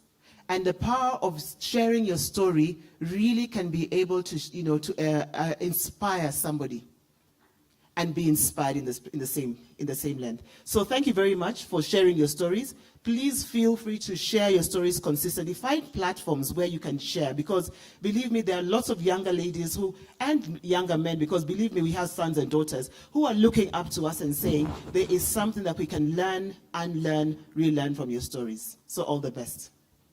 Thank you so much, Elizabeth. Naomi? For me, the time is now. Seize the opportunity. There's a lot of interest to support women entrepreneurs. There's a lot of technical assistance that is coming through donor organizations, from banks, from venture capitalists. Are you there? Are you on the table? Are you visible? Show up and seize the moment. Excellent. Thank you, Naomi. Edith? I think for me this morning, I've listened and really inspired by the best entrepreneurial minds in the room. But these are only 5 who've made it to this level. We have so many young women. And you can imagine the power of infusing this thinking into our society. I think all of us in this room can take away something to go and multiply what we've had today and support these young people. And as you make money, you start making money. Remember what I said earlier? Put 1 shilling aside and come to Standard Chartered to help you grow your wealth. Thank you. Excellent. A round of applause to our panelists today. And as she was talking about multiplying, remember the hashtags for today is She's Next and Pay with Visa. Share online, right? So that the people who aren't in the room can get to learn from it. And also you can get to take the notes and learn from different perspectives today. Another round of applause to our panelists. Let us take a quick group photo. We'll have our photographer coming to help take a photo of us.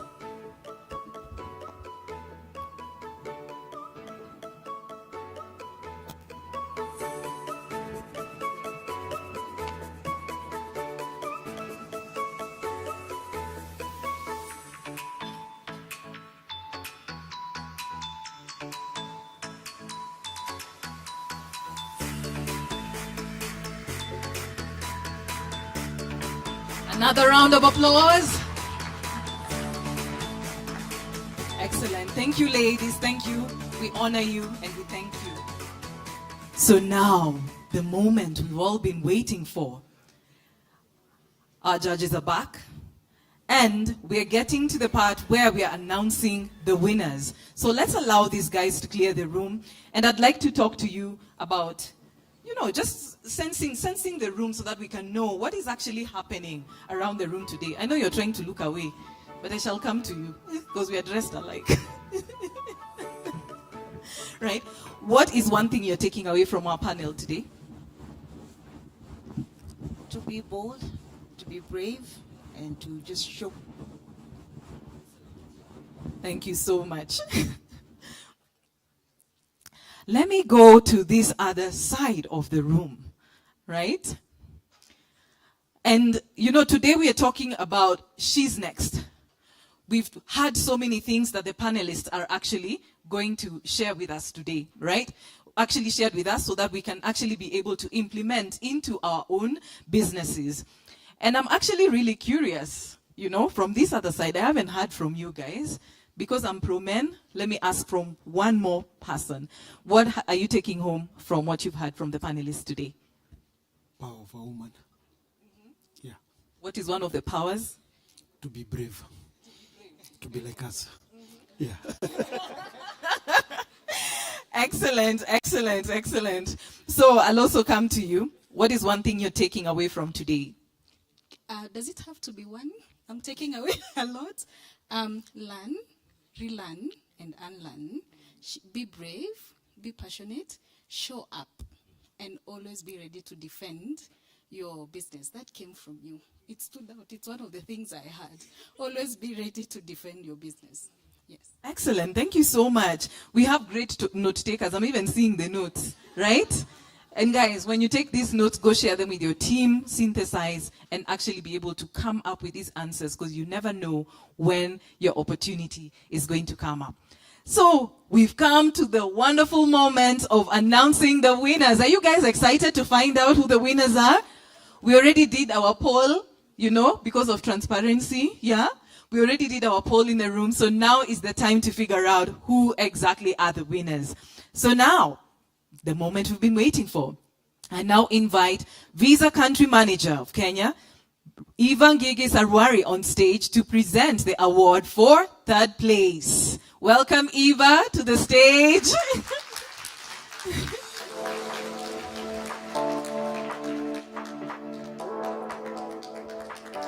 welcome Eva.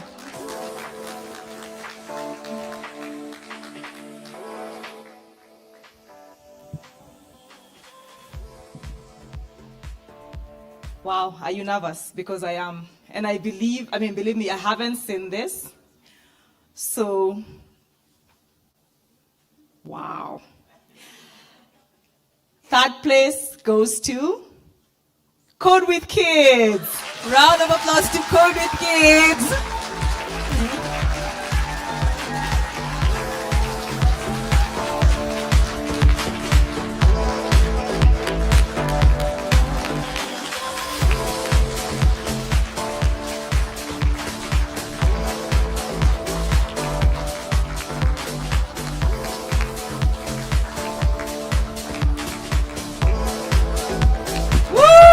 Round of applause to Code with Kids.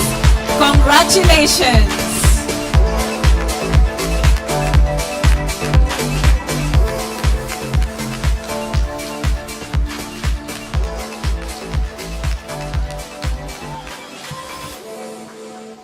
Congratulations to Code with Kids. Please take your seats.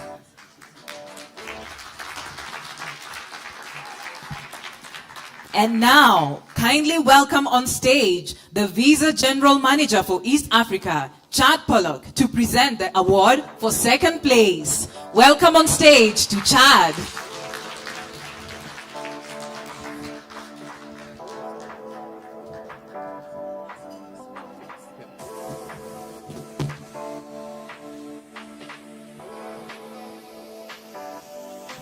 All right.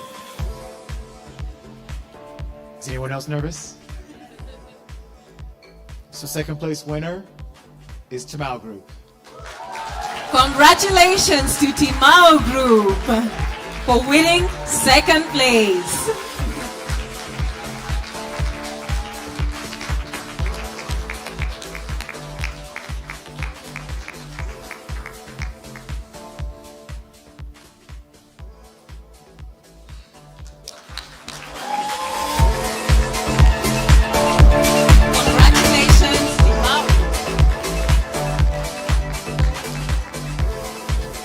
Now, Chad, please remain on stage as we welcome Eva and Honorable Harriet on stage with you.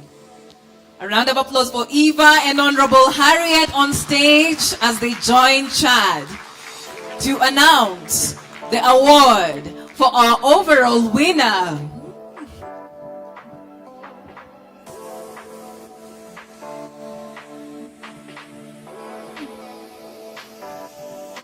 You refuse to clap. And you know, DJ, this is a happy moment. So I think, should we be all upstanding for the winner? So DJ, can we dance a little bit? You know me, I'm not boring. I like being happy. So DJs, make people happy. The winner must be celebrated, isn't it? So are the other two. Where is Gen Z? This is your moment to show us a new dance move. Run on stage. Maybe you'll get a prize. You never know. I've been told there's another one for sijui kuanguka. Me, I will not announce until people are happy. So you have to deal with me. Where's a Gen Z? Where? Come, quickly.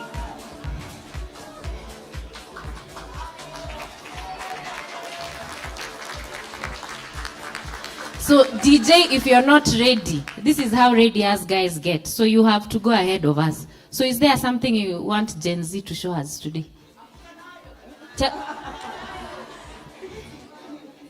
What do you want them to play for you?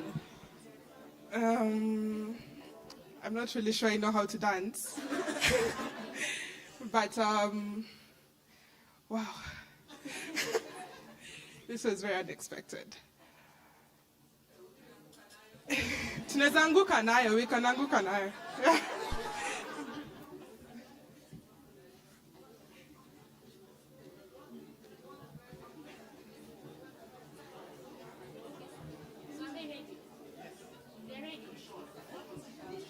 It's like you go down. So you go down.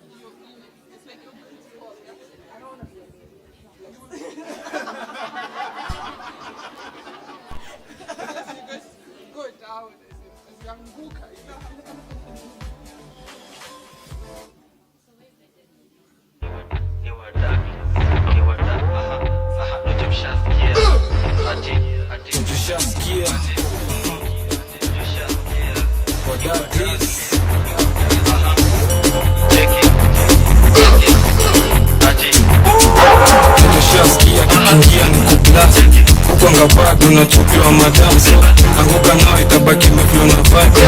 Anguka nao koko single for now, mdaki mdaki singeja patikani hadi make nice saa sita ndo tani wai nikupeni location na nikufana na hii sukate call niko chomba ya ji mi najua utakuwa irizo release acha ni kushow kwanza form ya didon nishashika mpua na twende chini kwa chini akiwa hadi na mini sai tunasikiza Shin City tuna feel free teka video na post pale NGC jina ni Kante kurapsi ni talent G anguka nao anguka nao cheki anguka nao twende down low stand up to your feet mikono juu. Excellent. So let us celebrate our Gen Z in the house. Well, that is how my office rocks. What you didn't know is that you helped me do my physical exercise for today. Because you summoned me here, I missed my workout today. So my dopamine is now up. Thank you guys. So the winner is Busu. Congratulations to Busu. Congratulations. Congratulations. Cheza chini kukondezo matuta anguka nayo baby girl ushaitika mdaki mdaki matisho za wadaki ama dali tambu serikali ni serikali tamkaza unajua ni nani flow mshatifu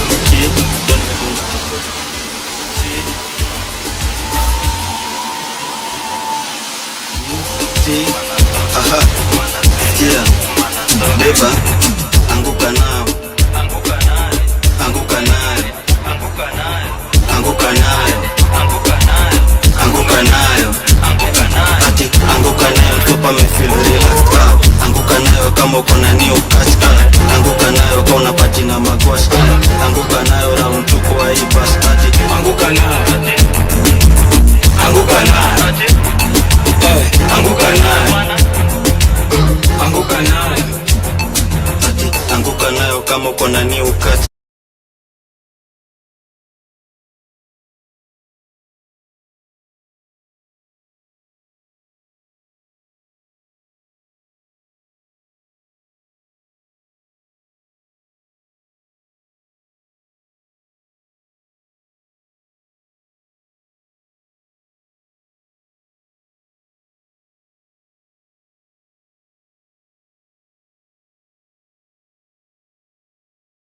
Ask you to remain on stage. Congratulations to Busu Naturals. And just remember, this could easily be you next time. So we welcome, we welcome you to take your seats, please. In the spirit of appreciating the small steps in our journeys, none of the SMEs today are going to walk away empty-handed. And to help us understand why, I would like Eva to share with us why. So welcome, Eva. So you remember where this conversation started? I hope you can hear me. The power of small steps. Being here alone is a small step. And because we believe in that, we also believe in inclusivity. Yeah, being everywhere, being everything to everyone, everywhere, the best way to pay and be paid. Our two other qualifiers will each be getting an award of 500,000. Congratulations!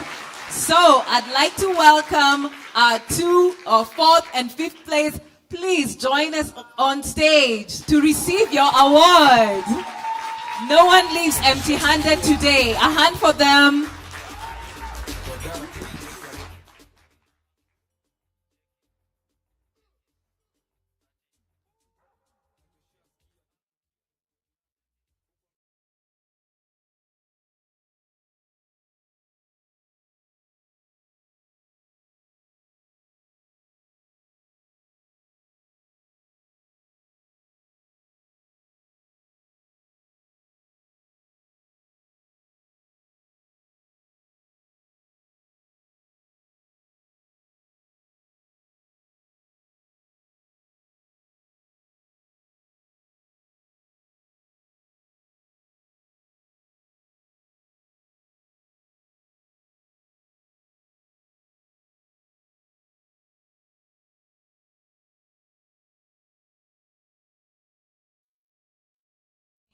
I'd like to ask Cladfy and Craftsuit Meaning to remain on stage so that we can invite the top 3 winners on stage. We want to take a group photo of the winners today. Isn't it interesting? All of them are actually winners. And this just got to show how inclusive Visa is. So let's have the rest of the... Yes, on stage. Yes, going back on stage, all of us. This just got to show how inclusive Visa is, right? They understand the journeys of entrepreneurs and ensures that everyone goes home and back to their teams and spaces of impact with something. We'd also welcome the judges on stage to join them. So dear judges, please join them on stage for a lovely group photo of our winners today. A round of applause to our judges. Welcome, judges. The photographers will guide you on how to take a wonderful, wonderful photo.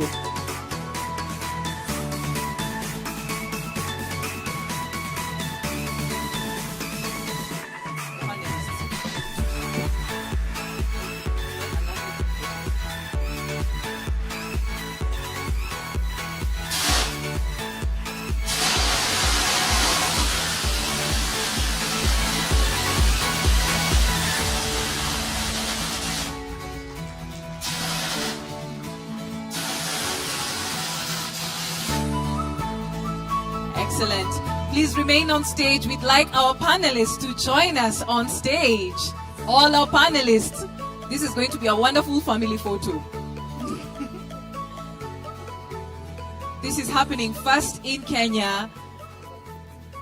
And so we want to really remember this moment. And for the entrepreneurs in our audience, remember, this could be you. You're next. She's next.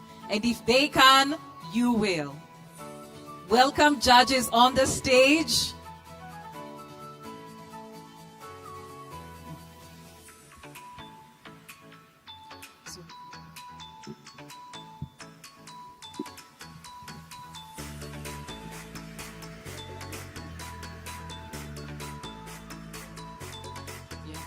Yeah, and to our winners, please feel free to enjoy and lift up your trophies. Like this is the Olympics, right? You're going right ahead of the Olympics, right? Yeah? You've already won the race. Congratulations once more to all our winners.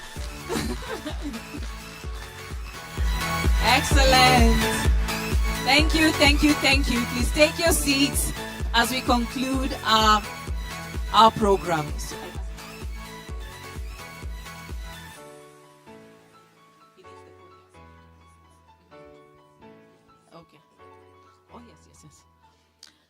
So, my goodness, that is quite, this is even better than Dragon's Den, right? This is better than Shark Tank. You're seeing how it really happens in the background. We've danced. Have you ever seen a more exciting guest speaker? Like we've literally danced today, right? I've learned a new dance move. So next time from our Gen Zs, I'm going to show off next time, right? So, and I'd like to speak to our winners for today. Dear winners, what are you taking away from this moment? I just want to hear, how are you feeling? How are you feeling? I'm feeling great, and what I'm taking away from today is you can, if you put the effort, if you put yourself out there, you'll achieve. Every day is a learning day. Thank you. Congratulations.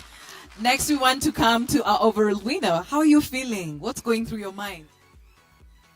Feels unreal still, but I am so grateful. I am so grateful. It's amazing. I kept reading She Can, She Will, and She's Next. And it's amazing to be next. I cannot wait to support the next person. So, thank you so much. And I'm so happy for you. So next, how are you feeling, my dear? Yeah, so grateful for this opportunity. And I think one of my takeaways is just be ready. So, as entrepreneurs, always ready. And looking forward to some great conversations with the other great professionals in the room. Yeah. Excellent. And indeed, you are ready. And you're walking away. All of you are walking away winners because you are ready and brave. And you are ready. You are prepared, right? It's great actually to have this opportunity from the big number of people that applied to make it to this level, and for the networks and connections that we make out of this process, for the growth of our business, for the strength of our entrepreneurship. I'm grateful for all that. Thank you so much and congratulations. So Timal Group, how do you feel?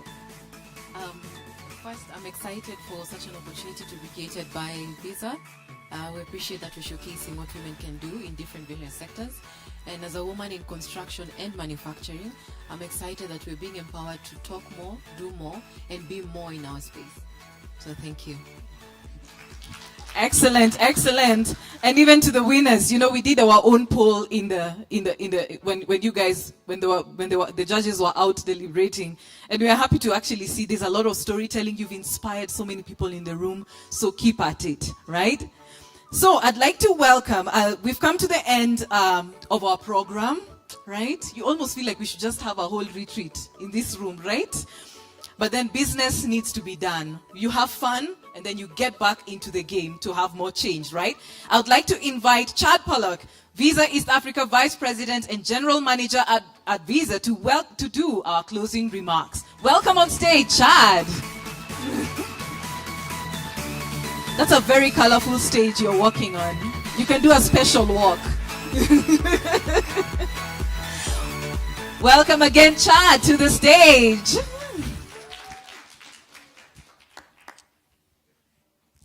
So to our chief guest, Honorable Harriet Chigai, thank you.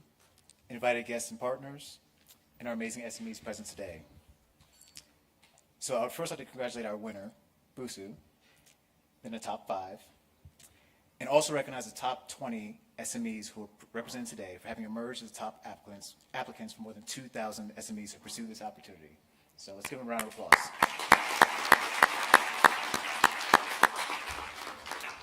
This is a day to celebrate women-owned SMEs. So Eva and Visa Kenya team, if you allow me to say, is one of the few gentlemen and the only one at the podium this morning. Thank you for allowing us to crash this party via the emergency exit, and we come as champions of change. As Eva mentioned earlier, Visa is deeply committed to women empowerment, and that's why we support She's Next. It's a fact that women entrepreneurs are the unsung heroes across global economies, especially here in Kenya. You fearlessly drive innovation, create jobs, and significantly uplift communities in immeasurable ways. Yet women entrepreneurs face numerous obstacles that hinder their growth and potential. Among these are limited access to capital, lack of mentoring and networks, and societal norms that perpetuate gender disparities. In fact, the World Bank estimates that 58% of all African SMEs are women-owned small businesses, but only contribute to approximately 30% of the continent's total GDP, compared to 70% of their male counterparts. When we support women-owned SMEs, we're not just investing in women entrepreneurs, we're investing in our communities, our economies, and our future. Women entrepreneurs reinvest their income into their families and communities at a higher rate than their male counterparts. This reinvestment can take various forms, from education for their children to healthcare for their families, thereby creating a multiplier effect on community development and community reduction, or poverty reduction. Secondly, supporting women-owned small businesses can lead to significant economic growth. According to a McKinsey report, advancing women's equality in the total economy could add $28 trillion to global GDP by 2025. That's equivalent to adding a new United States and China to the world's economy. I'd easily take that bet once a day, twice a day on Sundays. Finally, we all know that diversity breeds innovation. The diverse perspectives women bring to business lead to the creation of new ideas, products, and services that drive economic growth and social progress. By supporting women-owned SMEs, we're not just breaking down barriers for women entrepreneurs, but we're also building stronger, more resilient, and inclusive economies. We're fostering creativity and innovation, driving economic growth, and enhancing community development. So as we close this inaugural She's Next Kenya Finals today, the question is, what's next for She's Next? You can laugh, it's okay. So first, The top 20 SMEs from this year's program will go into capacity building, networking, and mentorship session over the next few months, which will be run by our partners, Kayana Create. So thank you for that. During this time, the SMEs will have a chance to hear from leading experts on topics such as branding, sales and marketing, financial planning, and social media marketing. It will be a chance for them to network and potentially meet new mentors in their SME journey. As the inaugural She's Next Kenya class, they'll be given a 1-year free subscription to be part of the Kayana Creek community as we look to build a robust She's Next community for the East Africa region.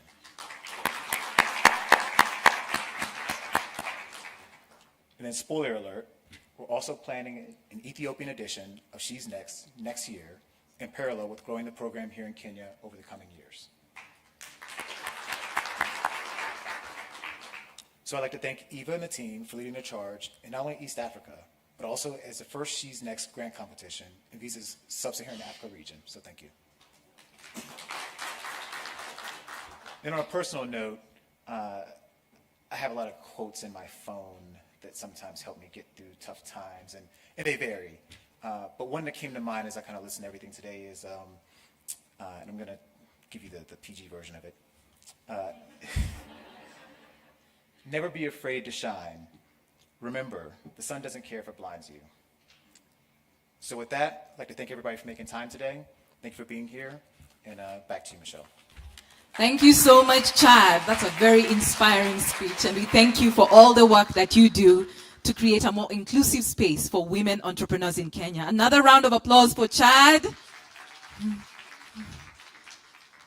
Guys, how is it that we are ending this event? How? Can we have another dance or something? But you know, we are business owners, and again, we have the fun, and then that gives us the energy to have even more fun next time, right? So let's go do all the work so that we have so much more fun next time and so many more things to celebrate. Thank you so much, Chad, for those sentiments. We really appreciate you and we honor you. So we've reached the end and the close of our events today. And I would like to extend our heartfelt thanks to all our partners who made this event possible. Let's give a hand to all our partners.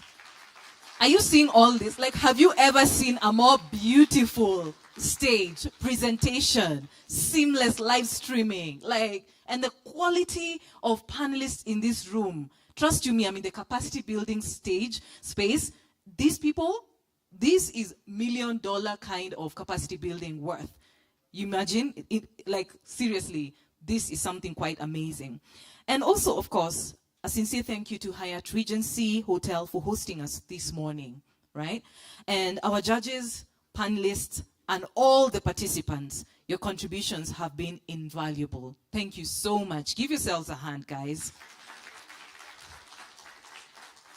Now, a quick announcement. All guests, your parking will be validated at the registration desk.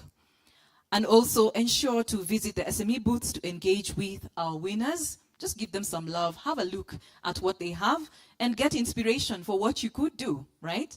And you could even, create your own booth experience online, So, ladies and gentlemen, this concludes our event. Thank you for joining us today. Stay safe and God bless. I've been your MC for the day, Ayuma Michelle. The She's Next Kenya 2024 finals is officially closed. I'll hand it over to you, network, and make the best of the people in the room. Have a great day ahead.